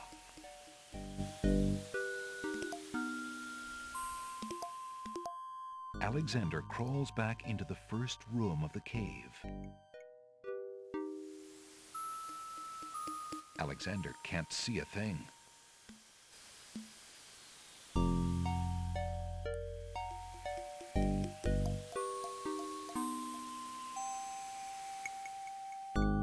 Dank memories, crawls yes. back through the passage to the top of the cliffs.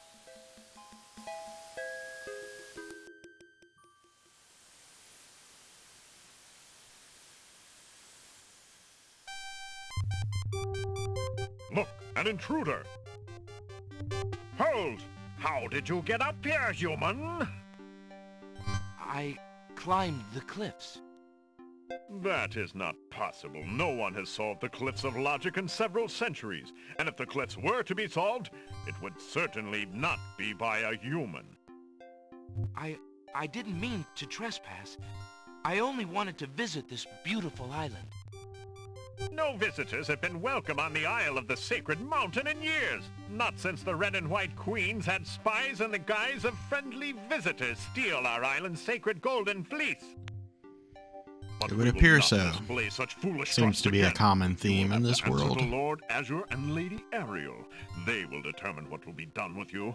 I can assure you, it will not be pleasant.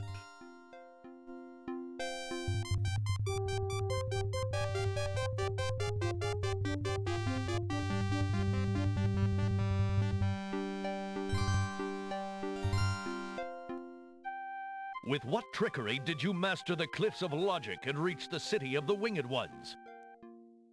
Only the magic of clear thought, my lord. I meant no harm. The cliffs of logic. It is the sacred oracle's prophecy, Azure. Yes, Ariel. It is lucky for you, human, that climbing the cliffs of logic is part of a prophecy that I cannot ignore.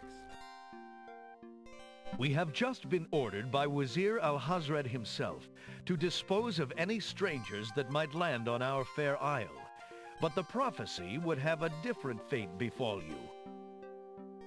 The prophecy predicts that whosoever climbs the cliffs of logic will defeat the Minotaur.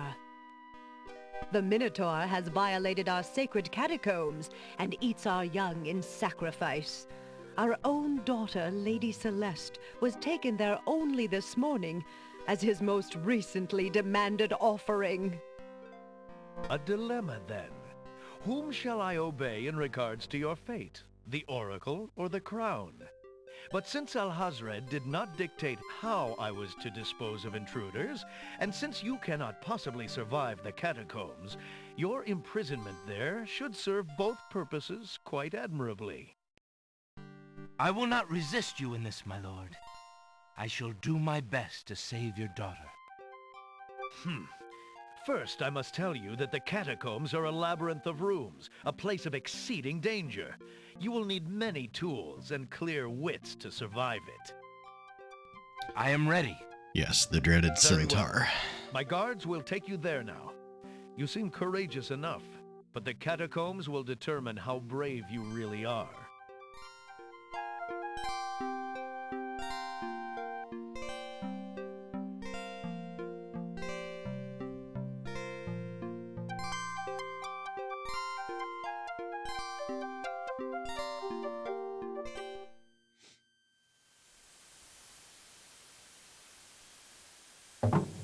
Why did you tell Lord Azure you were ready and willing to face the catacombs? No one is ever ready, and only a fool could be willing. And you are far wiser, I suppose, to leave a maiden to die? To not fight this plague on your own people? Bravery and suicide are two different things, human. You will have a chance to renounce your choice soon enough, when you lay trembling under the Minotaur's hooves. We shall see. Thanks for the escort. We only escort you to your death. May the fates make it quick so that you do not have to scream long. Well then.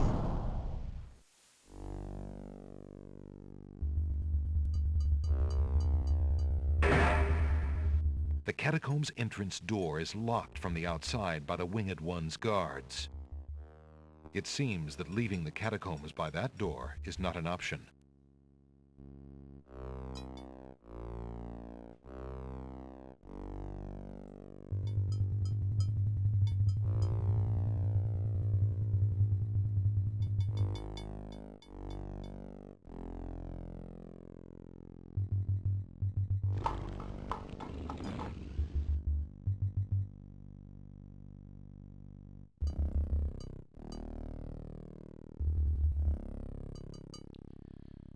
Let's see. I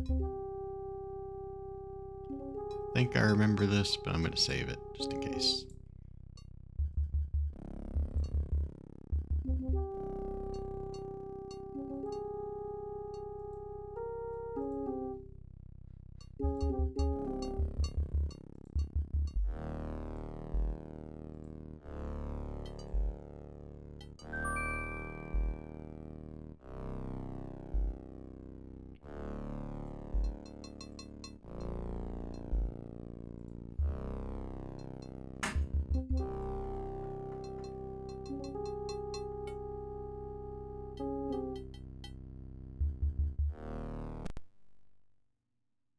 out of handles.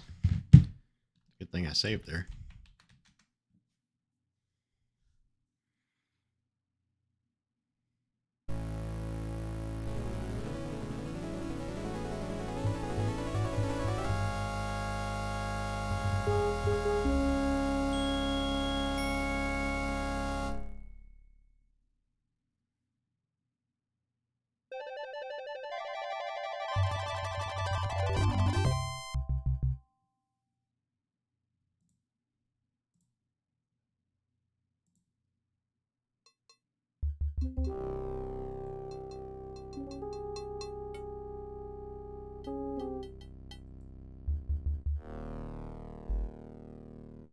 Ah, you were a human only and not the monster himself.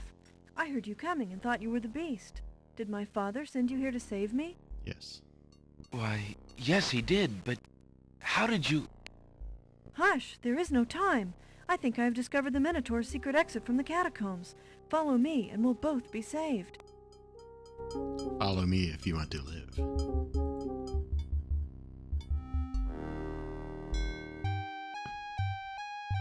That's odd. Where did she...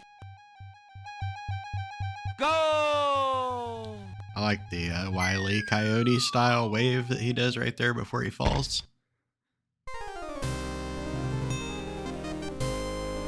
Tickets up next.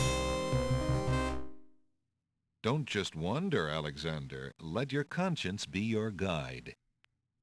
Yeah, that one's not that good.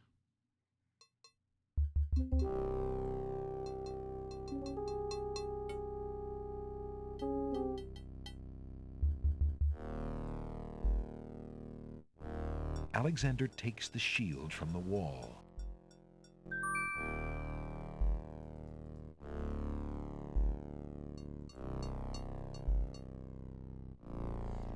Yeah.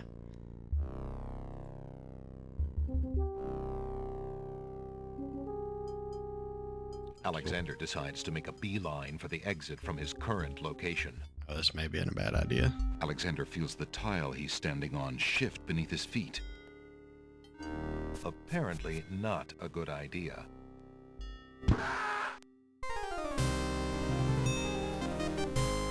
Tickets out next. 3 spikes and you're out. Oh.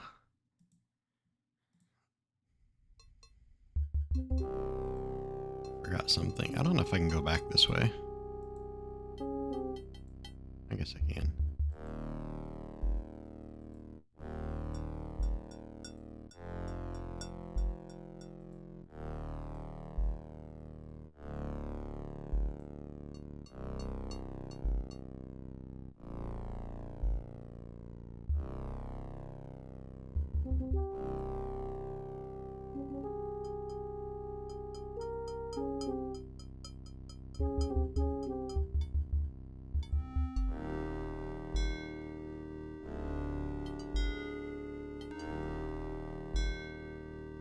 Alexander picks up the skull.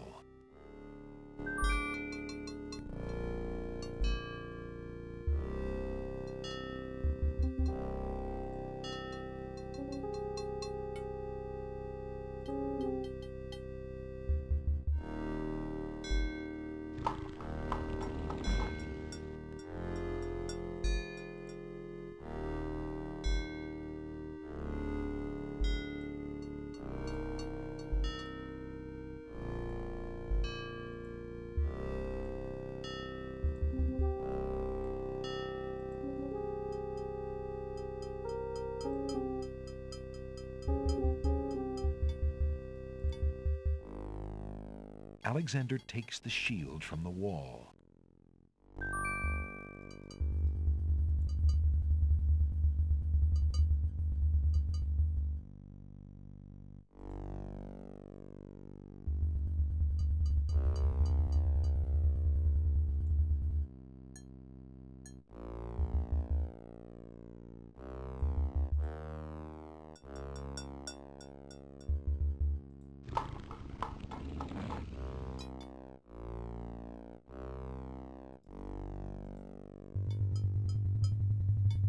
Alexander finds 2 coins on the skeleton's eyes. He takes the old coins.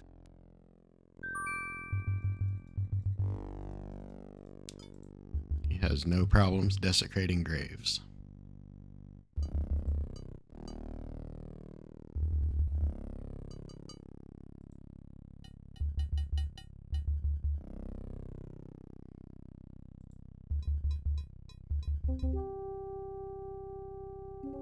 It's a trap.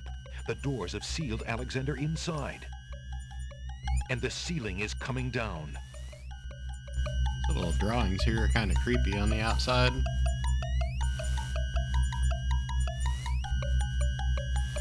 In a desperate move, Alexander throws a brick into the grinding gears. The brick is caught between 2 cogs. The gears shriek and shudder. The mechanism grinds to a halt. The ceiling is stuck. The trap is sprung.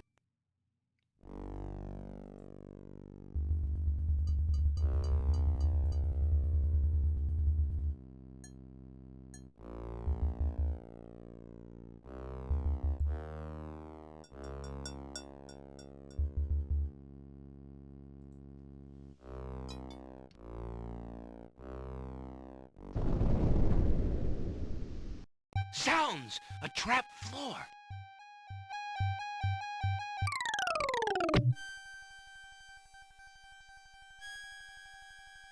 Alexander seems to have fallen to a lower level of the catacombs. Wherever he is, the place sure is dark. Alexander can't even see his hand in front of his face.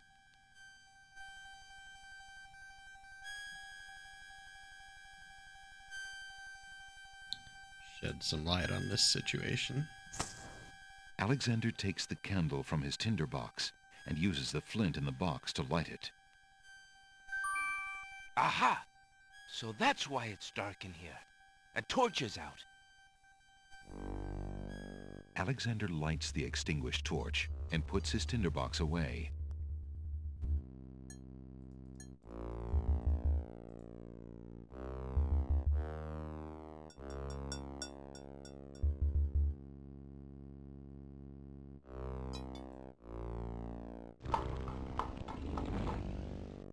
Alexander hears the distant sounds of a wild animal.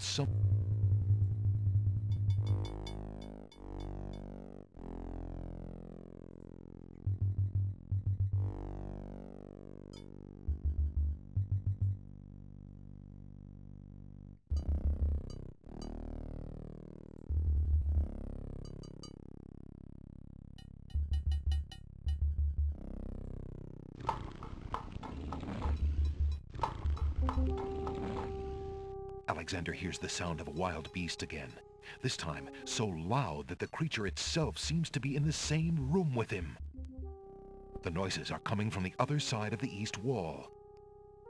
I wonder if we can make a hole in the wall, huh? Alexander puts the hole in the wall on the east wall. The hole in the wall trembles slightly with dread at the clammy feeling of the stones. Alexander peers through the hole in the wall and sees just another room in the catacombs.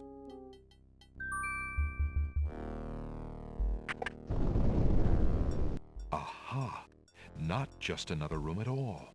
So that's why Alexander couldn't find the Minotaur's lair. I can find it. At least Alexander now knows the lair exists, somewhere in the maze on the other side of this wall. I have a hand-drawn map. While Alexander contemplates what he's just seen, the hole in the wall, frightened by the Minotaur, makes a run for it. Alexander hopes the little creature finds its way home to the Isle of Wonder.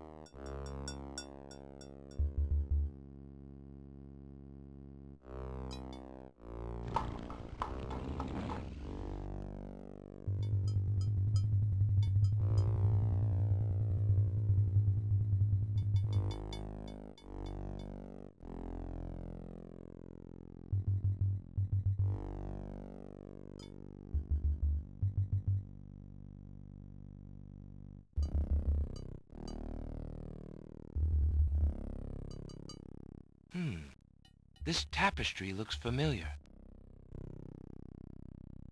Now let's see. I don't feel anything. Aha! A hidden latch. Alexander triggers the little latch. A secret door rolls open.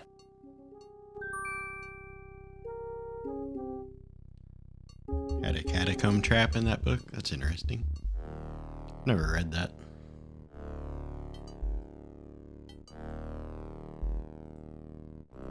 The silky red scarf would not make a very good accessory for Alexander's wardrobe. The scarf is made of red silk.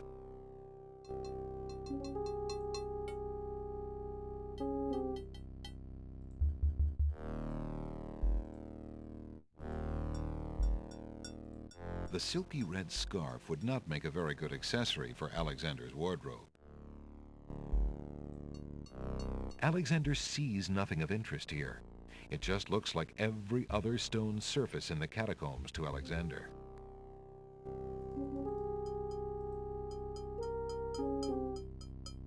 No! I beg of you! Please don't hurt me! Your struggles are useless. It's the Minotaur, and he's struggling with a Winged One's girl. She must be Lady Celeste. The Minotaur is a huge, monstrous beast with cloven hooves and the head of a bull.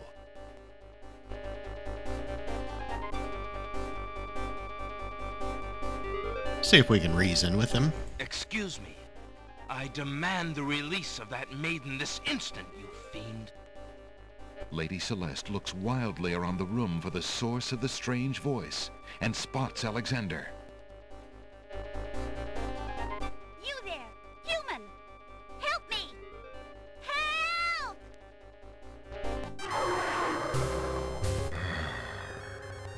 Who dares enter my lair? Guy looks like he lifts. I ask you to release your captive or suffer the consequences.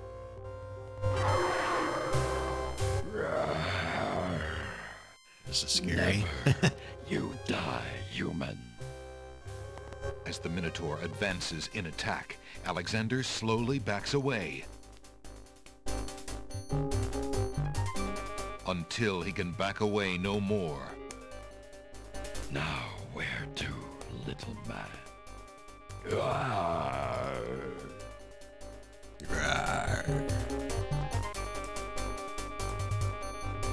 Alexander, his back inches from the fiery pit, tempts the Minotaur with the Red Queen's scarf. Look here, you bully. Nice, bright red. Red. Now you die.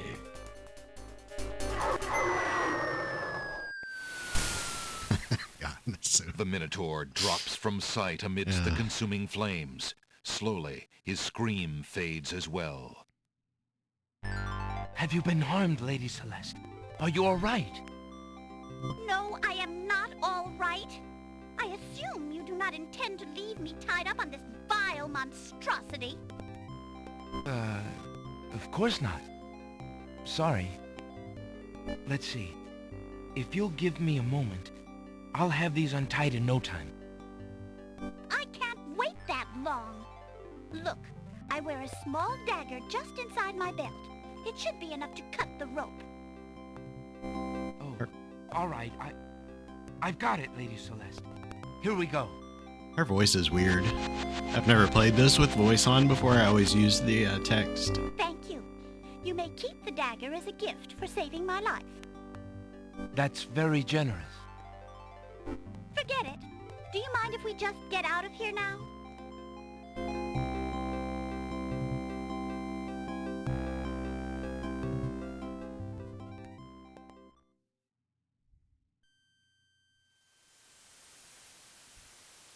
The Winged One's guards, bored with the pointless waiting, are startled by the sound of rock moving against rock.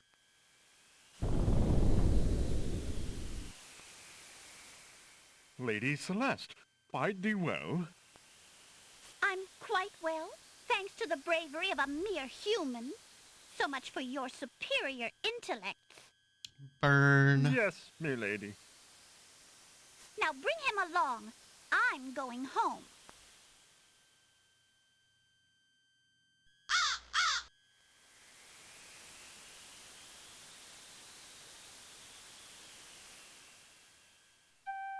I see you have proven yourself the hero of the prophecy. Well, I probably am did. expected to thank you for saving my daughter's life, so I thank you. I am obliged to thank you for the restoration of our sacred catacombs. It means much to our people. We have already begun the process of clearing the deadly traps from its rooms. It is also my duty to grant you a visit with the Oracle, so this I do.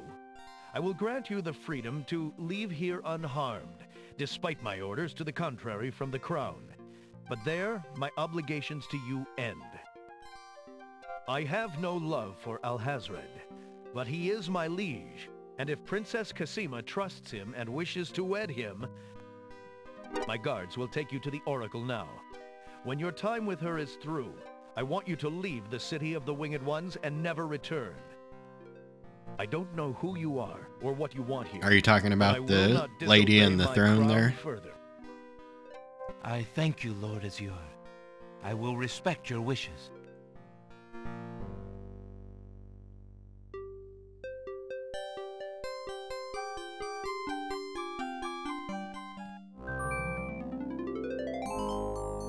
Hail to thee, great oracle. Lord Azure sends you this wingless mail.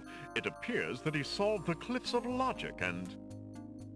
Defeated the Minotaur in his lair. So I have seen. So this is the one that haunts my pool of late. Welcome, young seeker. What knowledge do you desire? Princess Cassima, whatever you can tell me, great oracle. Ah, of course, the princess.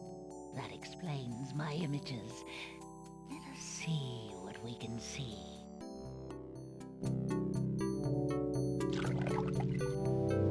I see a maiden, lovely and pure, but surrounded by evil. She's a rose set amidst bitter thorns. It is her fate to be the pawn of dark powers, and yours to try to redeem her. How? How do I redeem her? Fate is not like the cut of a blade, young one, but rather like the myriad of paths formed when a hammer cracks ice. I will tell you what I can, but what will actually come to pass is up to you. I see that any attempt to reach the girl will force you into battle, a struggle against a dark force. If you lose, your life will be forfeit. Who must I fight? A great darkness surrounds your adversary, preventing me from seeing clearly.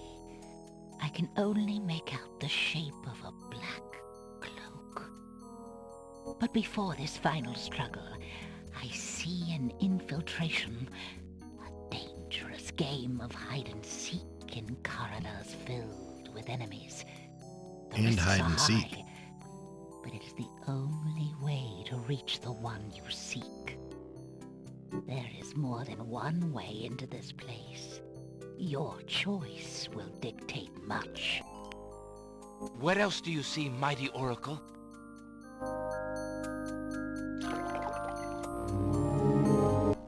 Oh, such pain.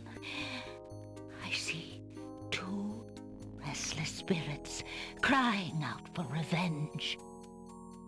These shades could help you destroy the dark force if they were to be brought back from their spiritual form. Yet this is only one possible path to your destiny. I'm afraid this is getting beyond me. I know very little about the afterlife. I can only advise getting counsel from the druids. Be warned. The druids are reclusive and dangerous. They might aid you, or they might destroy you. Like their island, the druid's nature is hidden in the mists. There is nothing more I can do for you, except to give you this. It is water from the sacred pool. That and my blessing go with you. Thank you, great oracle.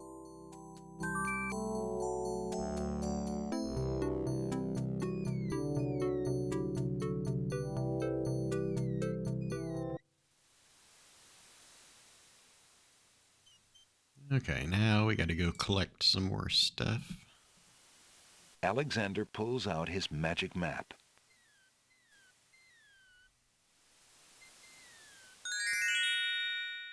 Alexander feels a strange pulling sensation.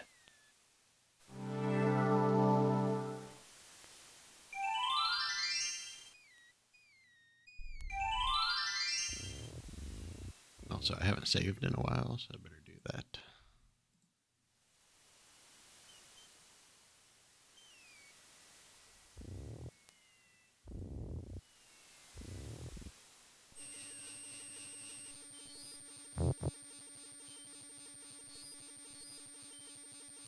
Alexander takes a bottle of milk from the milkweed bush.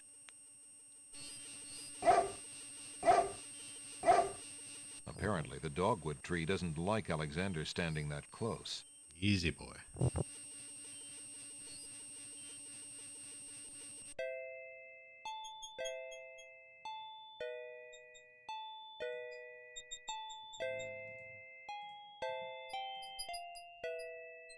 Alexander gives one of the baby's tears a bottle of milk. The other baby's tears seem to resent Alexander's gift for some reason.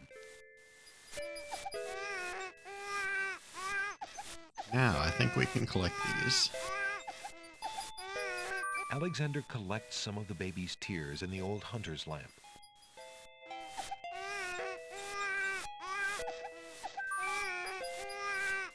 Alexander picks up the bottle.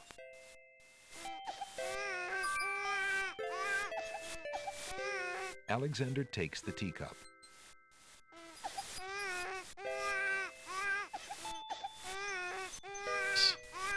The little bottle contains some sort of potion and bears a label saying, "Drink me." That's rather forward of it. Rather forward of it. That's all I need to do here for now.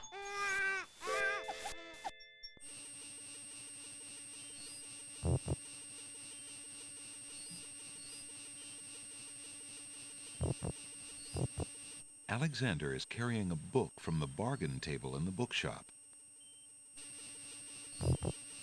Alexander is carrying a book from the bookshop. The cover says, "Ye Old Spell Book." Oh, there's what I was trying to do. Need a cup of swamp ooze. River Styx water, 1 black horse feather for a magic paint spell. Make rain spell, a few drops of salt water, not from the sea. We got that from the tears a while ago. 1 vial of sacred water we got from the oracle. We need falling water. And charming creature of the night spell, 1 skull full of hot oak embers. A bit of sulfur. 1 strand of a pure-hearted maiden's hair. Okay. Let's get some swamp ooze. What do you think you're doing? You startled me. I was just getting some swamp ooze. Well, you certainly won't get it there! That's not swamp ooze! That's swamp sludge! He's right, you know. Yeah, I know it auto-blocked a few of them, but I let him About through. telling you, he's not a very pleasant stick in the mud. Nobody asked you! Be quiet! Oh, the trials of being a mere bump on a log. That's so funny. Perhaps you could toss me some swamp ooze, since you seem to be able to recognize it. I can only reach this bit by the path. Well, hoity-toity, look who's Mr. Wants so much. You think I got a job here passing around precious swamp matter? You should be so lucky. This He's guy. an utter waste of oxygen. I'd save my breath if I were you. But really, Never! I got your swamp ooze right next to me, and that's where it's gonna stay. This swamp ooze is mine! Period. Who are you? I'm Bump on a Log, and that's my brother, Stick in the Mud. We've had this thing about each other ever since our childhood. Mom always liked me best. She did not! That is absolutely not true! He's a bit lazy, you see. He's got the only swamp ooze in the swamp right next to him. But do you think he'd move a finger to help you get some? Hardly. He'd try to brain you with it more than likely. His temper's about the only thing that ever gets a workout, and that on yours truly. Oh, like you've moved at all in the last century! Like you're Mr. Physical Activity! Just because I can't reach anything, he thinks he can throw gushy swamp matter at me and just say whatever he likes. If only I could turn the tables on that heckler, he might learn some respect. But as you can see, I'm a mere bump on a log and must be content with my lot. Oh, shut up! You couldn't hit the broadside of a barn even if you had something to throw! Just shut up! You see how he is? Is there anything I can do to make peace between you two? You are brothers, after all. He needs a good thrashing, I expect. However, since you cannot go into the swamp, nor can I fight back, he will simply have to be born. Such is the life of a bump on a log. Alexander isn't getting anywhere by talking to that cranky Stick in the Mud. The creature simply refuses to toss Alexander any swamp ooze. All right, I guess we're just going to have to arm the Bump in the Log. Give him this. I thought this might come in handy the next time your brother starts picking on you. Aha! Finally, old Bump on the Log's not so defenseless, is he? Hey! Hey! What you doing there? Watch the pulp, would you? Now, Bumpy, remember all I've given you!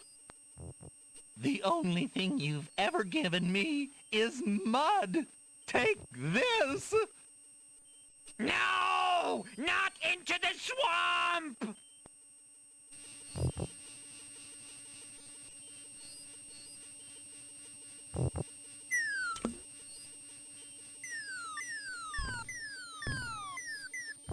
Hey, okay, I give up.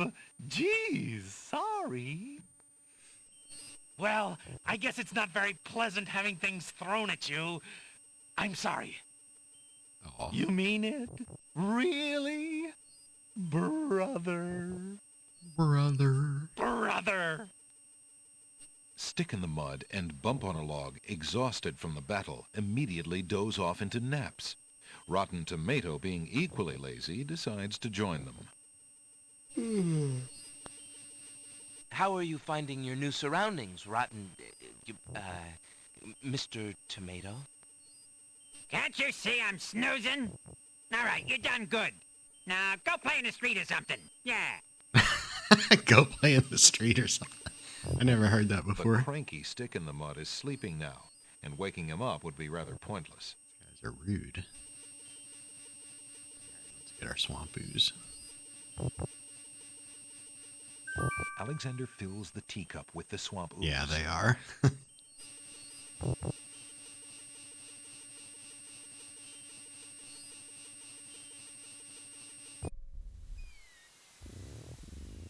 Okay.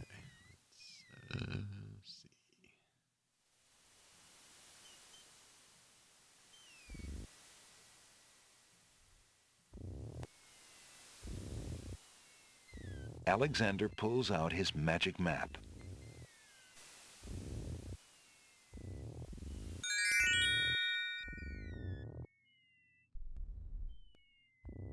Let me think here. Alexander feels a strange pulling sensation.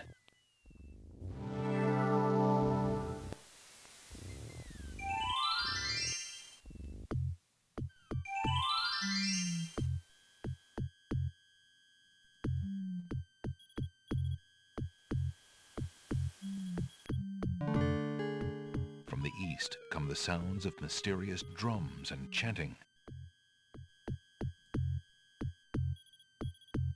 Alexander reaches into the fire pit and takes a lump of coal.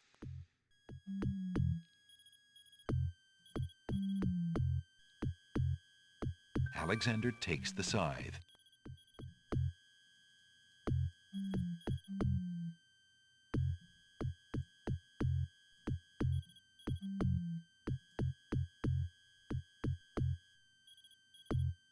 Wonder what's over here.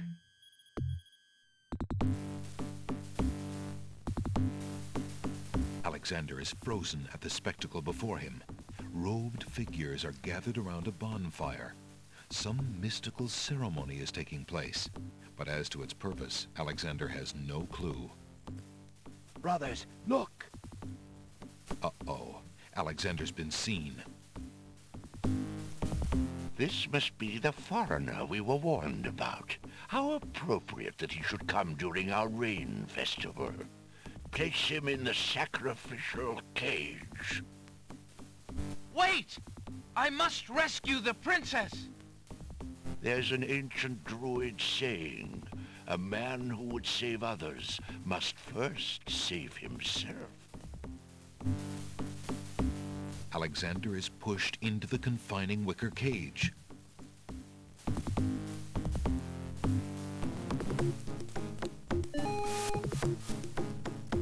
And the cage is swung out over the bonfire.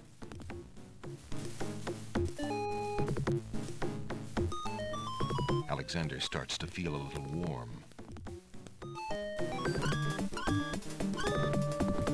The bottom of the cage is getting uncomfortably hot.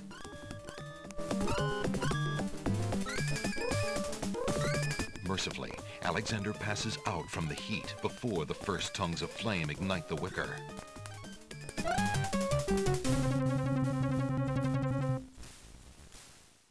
Oh dear. Tickets. Oh. Next. That was a bit too hot to handle. Alexander should have been better prepared. It's not as funny as I thought it would be.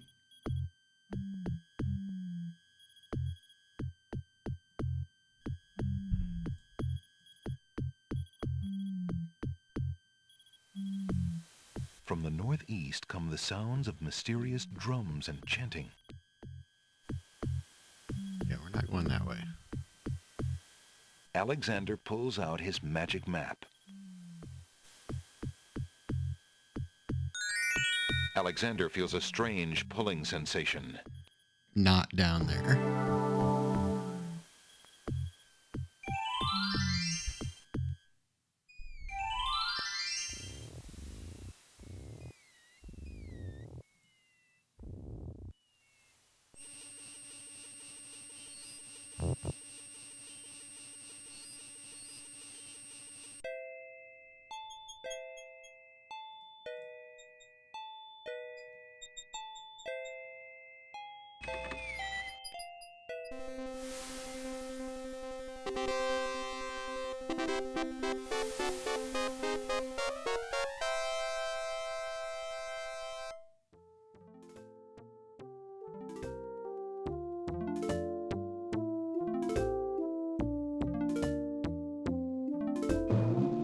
Your Highness may as well spend her royal time Yeah, he contemplating does. something else.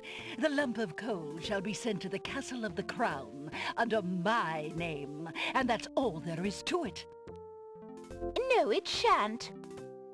Yes, it shall. No, it shan't. Coal is sent in your name. I shall royally decree a ban on all red on this isle. You do and I shall royally decree that white shall be henceforth used for all mopping up of cabbage stew. You wouldn't dare! Oh, wouldn't I? Oh, it's you! Have you thought of any more of those brilliant ideas of yours? Why, yes, I have. That...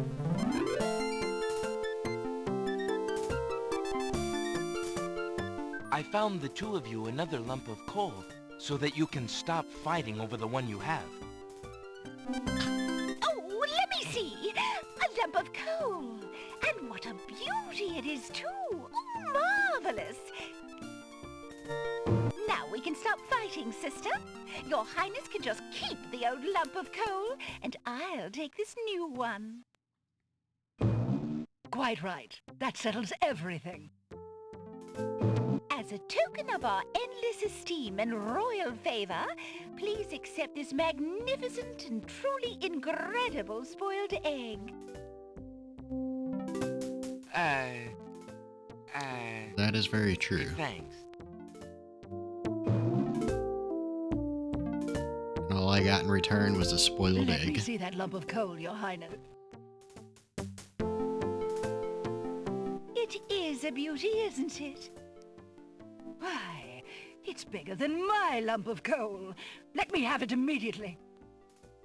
Over my dead body, Your Highness. It's my lump of coal, and it is indeed larger and much grander. Just look at that sheen. I demand you exchange with me immediately.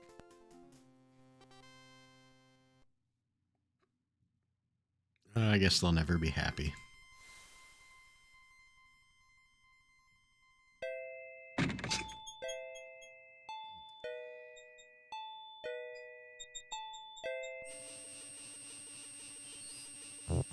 So peaceful.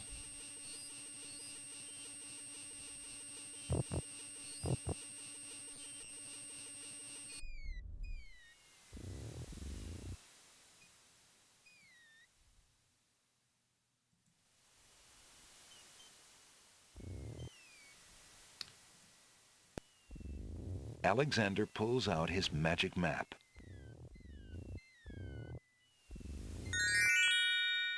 Now we are going to play Beauty and the Beast. Alexander feels a strange pulling sensation.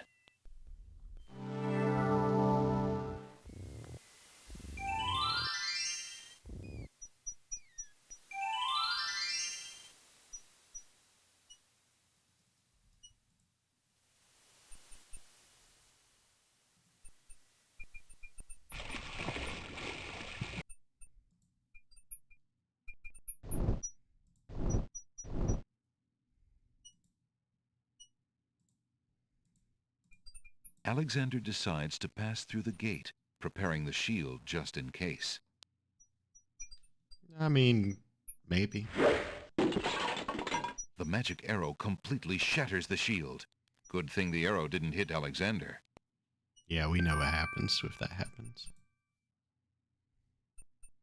Flowering rose hedges grow on either side of the path winding north. Alexander takes a magnificent white rose from the rose hedges. Alexander walks forward to step onto the gazebo. But the rose hedges on either side of the path, sensing an intruder's presence, reach out their vines and blend together. The path is blocked.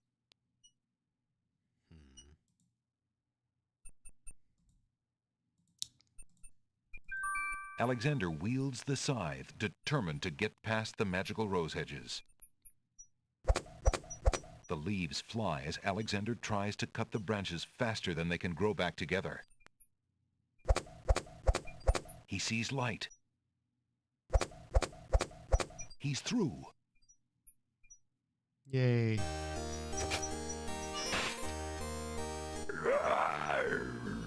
Who dares enter Beast's garden?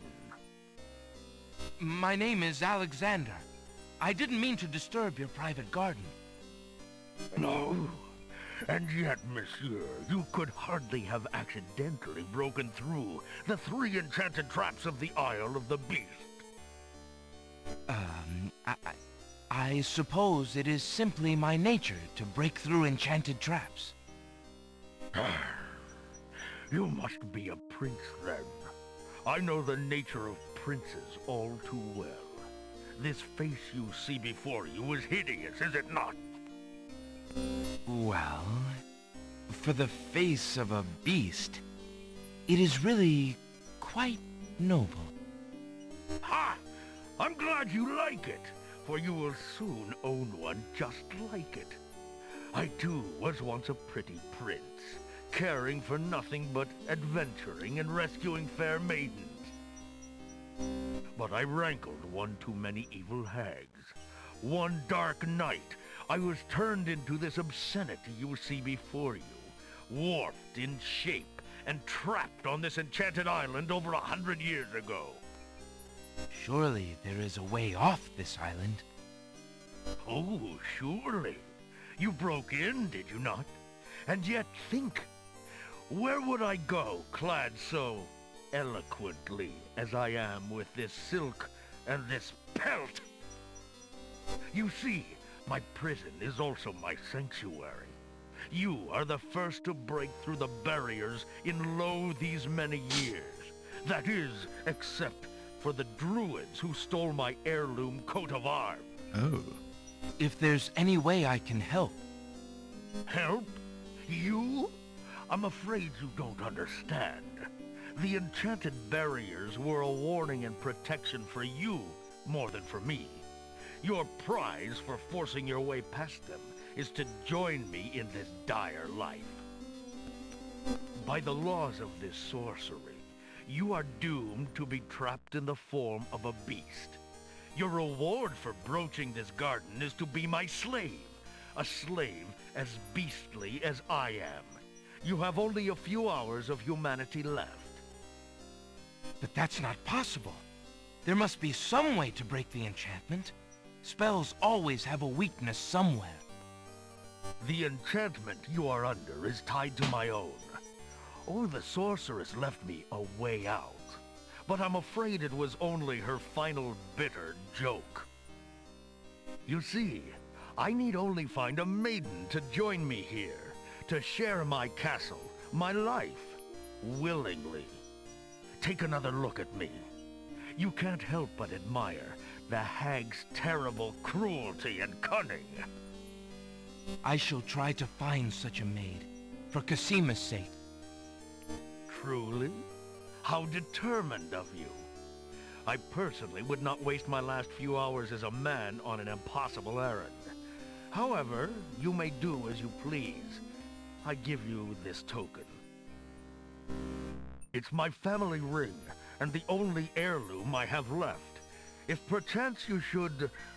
if you think you have found a maid... I shall give her this ring. Yes, she must accept it of her own free will. By doing so, she accepts me. Not that you shall find anyone, mind you. Your time is short. Count the minutes on your fingers while your fingers you have, pretty prince. Your master will await you.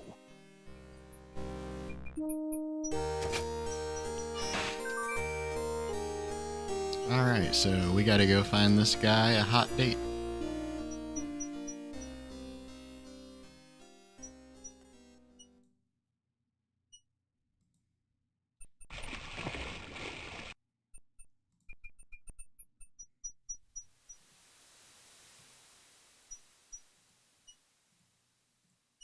Alexander pulls out his magic map.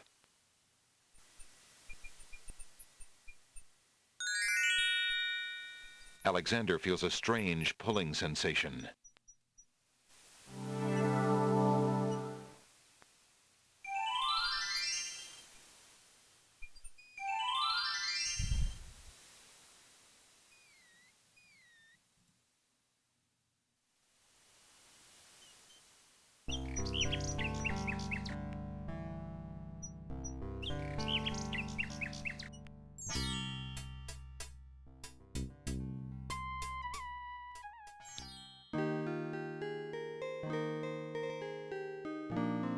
girl is too shy and fearful to talk to a stranger, especially a tall, handsome one such as Alexander.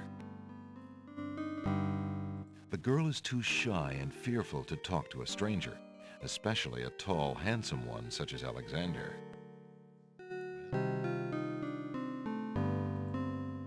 She seems to like flowers, so... There's no reason to use that object there. Wait, what? Pardon me, maid. I hope you don't think me forward, but I see that you like roses. I thought you might, perhaps, like a fresh white rose. Alexander can see the conflict in the girl's pretty face as she fights between her distrust of him and her desire for the white rose. The rose wins. Yeah, his mind is on someone else. Oh, I shouldn't, sir, but it is so lovely. I've never seen a rose of white. It looks so pale and delicate. Wherever did you find one of such a color? There are many hedges of them on the Isle of the Beast, and they grow together like magic. Oh, truly? What an adventure that must be to see them. But I should not speak so, especially to a stranger. Thank you for the rose, though, kind sir. Do you live in this house, maid? Are you single? My stepmother and her children live here. I live out back in the stables. Your stepmother? Then you're not a... well, I thought you were... Yeah, I love it too. A servant? I am, I suppose. You see, my mother died and my father remarried. He passed on shortly afterwards. My stepmother has no obligation to feed and clothe me. I only try to repay her for my upkeep as best I can. I see. Is there anything I can do for you, maid? You look tired and hungry. I'm just fine, sir. Nothing wrong with that.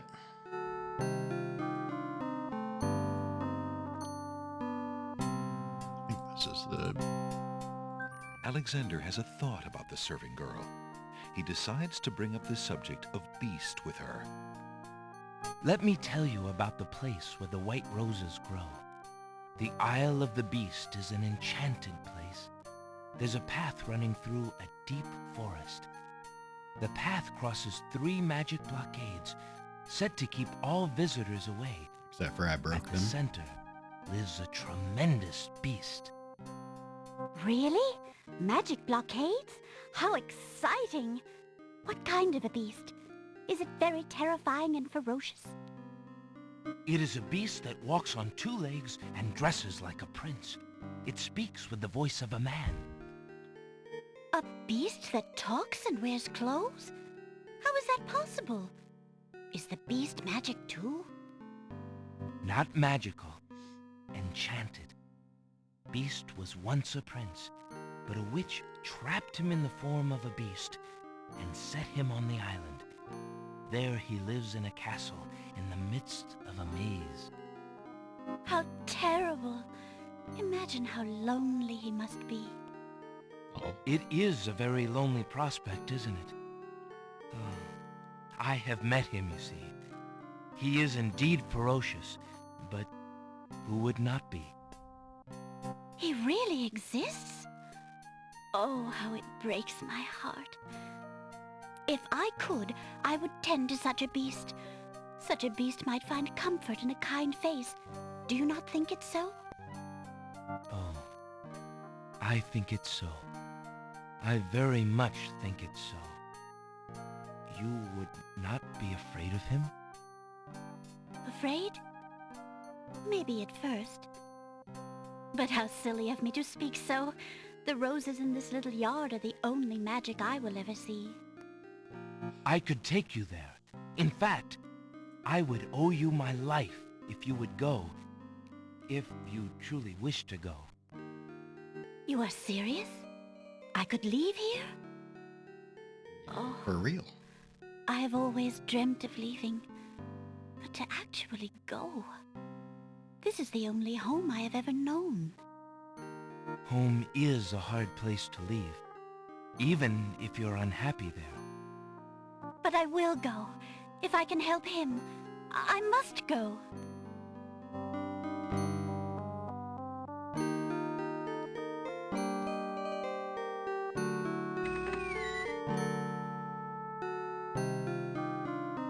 Is there nothing you wish to take with you?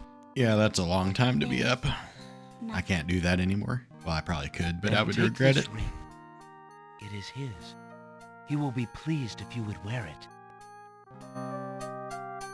Why, it's the most beautiful thing I have ever seen. Thank you kindly, sir.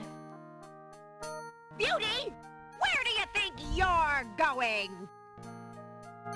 To a place where roses grow, and to someone who truly needs me.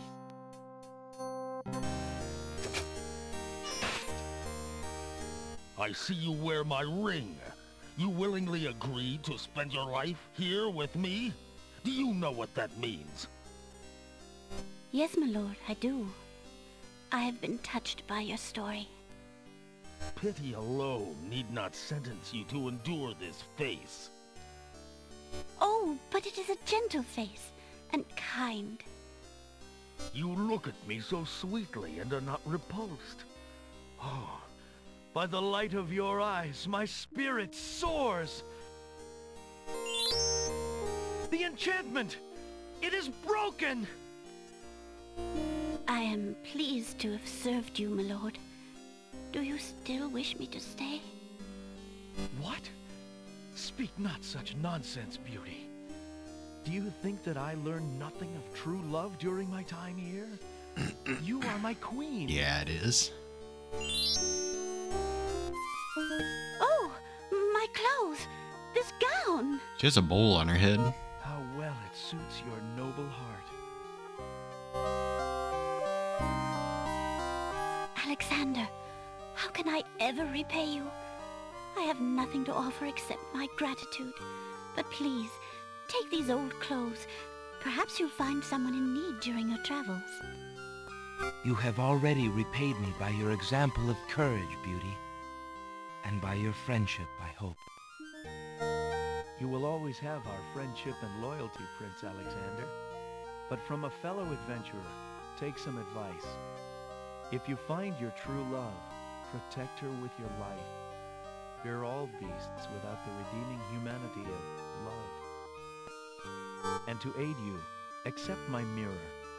Now that my life is no longer hung in false shadows, I have no need for it. Give it to someone with nothing to fear from the truth it reveals.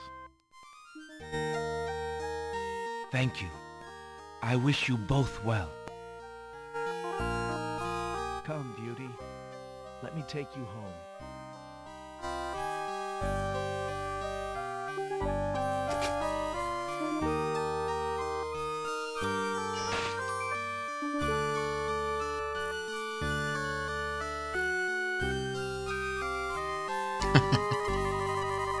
The gate has been firmly shut and latched.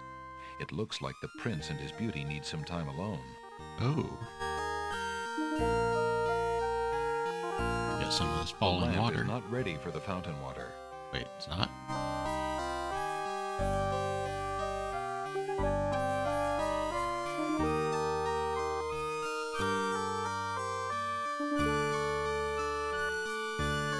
Alexander pours the contents of the oracle's vial into the hunter's lamp with the baby's tears. The vial, now empty of its sacred fluid, disintegrates.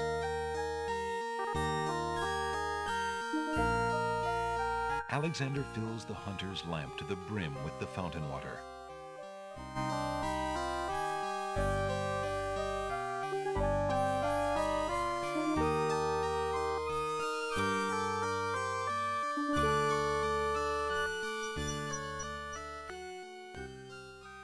Alexander takes a magnificent white rose from the rose hedges.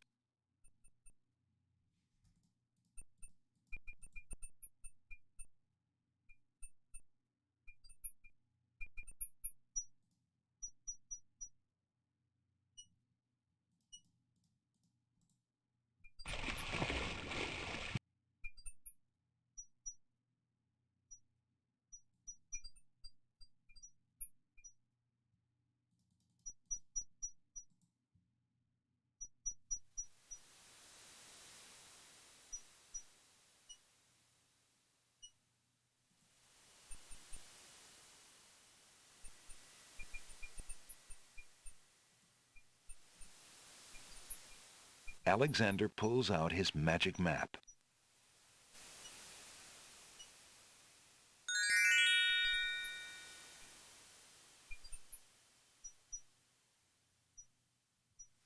Alexander feels a strange pulling sensation.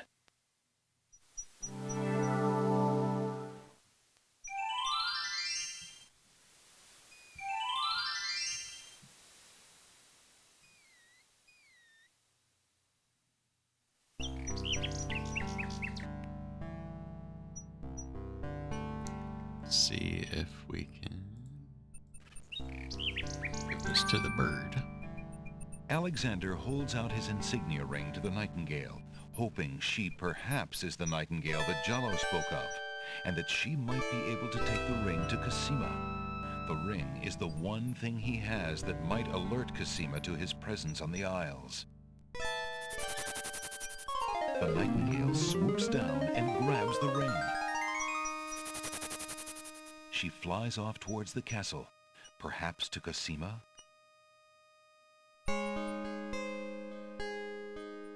Sing Sing, what have you got in your mouth, my pretty? A gold ring? Sing Sing, where did you get this? Realm of Daventry. But this is Alexander's ring. Yeah, that genie. Oh, my I soul. love him. He must He's be always here. everywhere. Sing Sing, I wish you could tell me what you've seen. Is he really here then? On this very island? Oh, if only I could leave this castle as easily as you. Take this ribbon, Sing Sing. If you know where he is, return it to him. Please be careful, Alexander. It is so dangerous, and yet I could not wish you away.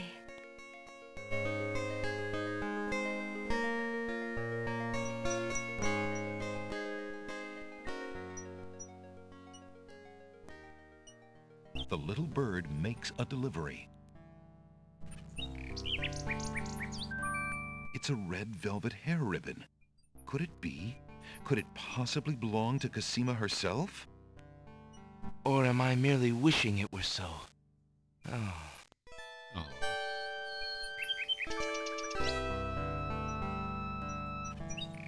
There's no reason to use that there. Alexander holds out the rose, hoping that the bird will deliver it to the same place she took the ring, in the chance that the receiver might truly be Cosima. The nightingale swoops down, grabs the rose, and takes it towards the castle.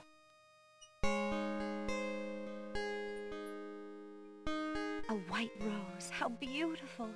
It must be from Alexander. How I wish that I could see him with my own eyes, but Abdul will never allow it. Be careful, Sing Sing.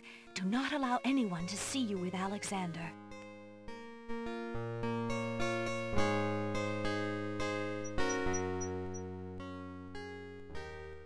The little bird returns to her branch without the rose.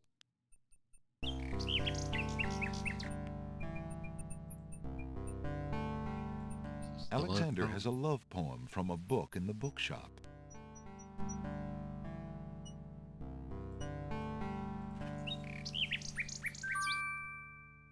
Alexander holds out the love poem, hoping that the bird will deliver it to the same place she took the ring, in the chance that the receiver might truly be Cosima. The nightingale swoops down, grabs the love poem, and takes it towards the castle. Be hilarious. Sing Sing, my sweet. You bring another present. Let me see. It is a poem, Sing Sing. What was it when I looked at you? What power has chained me through and through, and binds my heart with links so tight, I cannot live without the sight of you. Oh, Alexander. I was hoping he'd return to you. Take this to him, my fleet one, then find some new place to hide. It isn't safe for him to be seen with you, however precious his messages. Now go.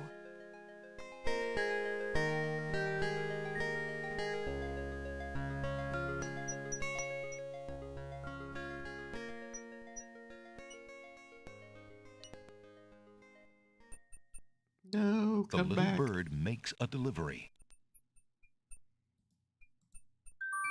It's a note. Dearest Alexander, I cannot believe you are here, my friend. Please, please be careful. Abdul isn't about to let anyone interfere with his plans. Watch out for Abdul's genie, Alexander, and do not do anything rash. I am not without resources, and I will prevail if I can only find some small means of defense. Do nothing to try to get to me. You must not be endangered again for my sake. Greatly in your family's debt, Cosima. Alexander's hand trembles as he reads the note. For the first time in his long search, he has heard her voice again, if only in writing. No words of love, only friendly concern. Friend. Is the maiden merely shy, or does she regard him only as a brother?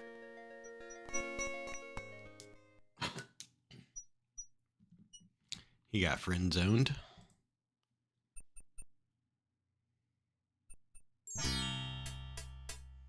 I don't remember if Jalo's in here yet or not. Nope. Hello. Goodbye. Now.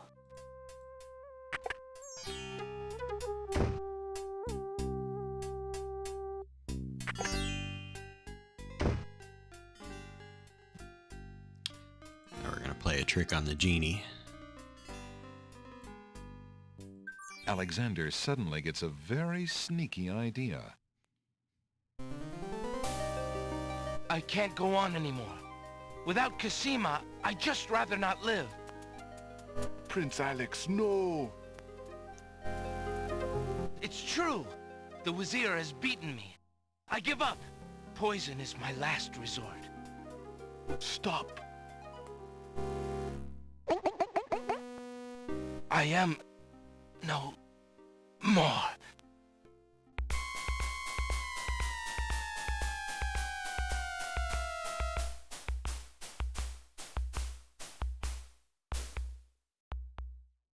Oh, what a waste. The poor young fool. He's dead. He's dead. Wait until Abdul hears. He'll be so pleased. The guy's got some moves.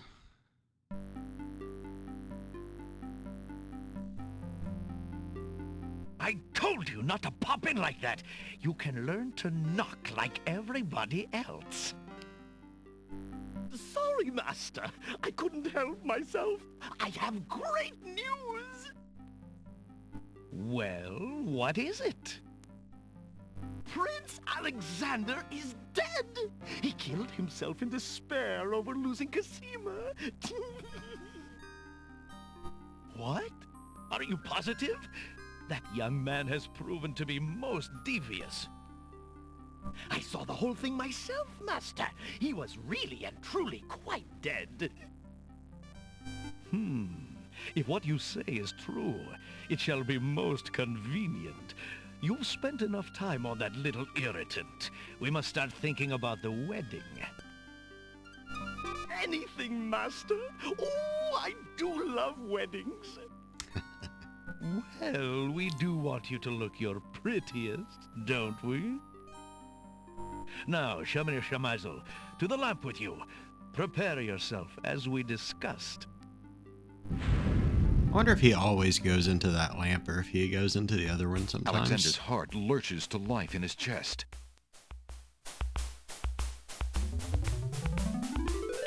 Prince Alex! But you were... Sorry, friend.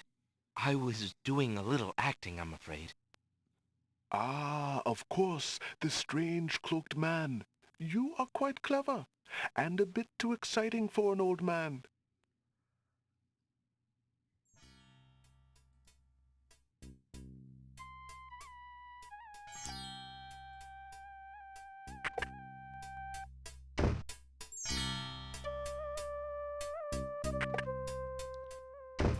Still Hello. no Jalo.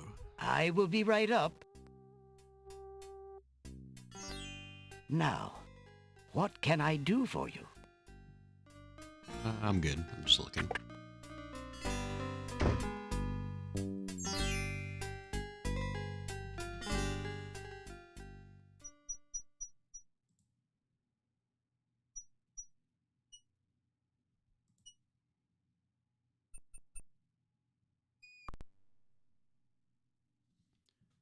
That's unfortunate.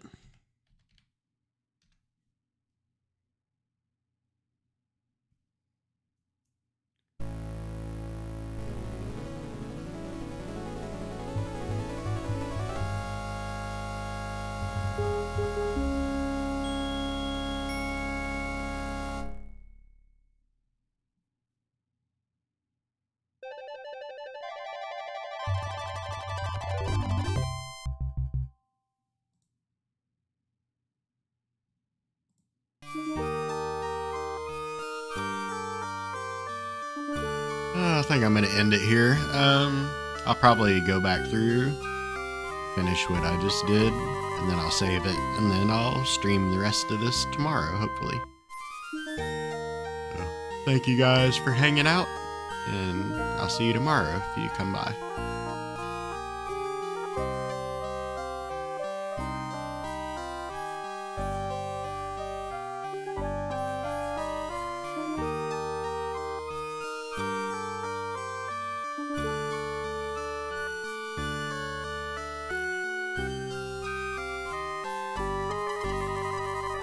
Taking off your adventurer's cap so soon?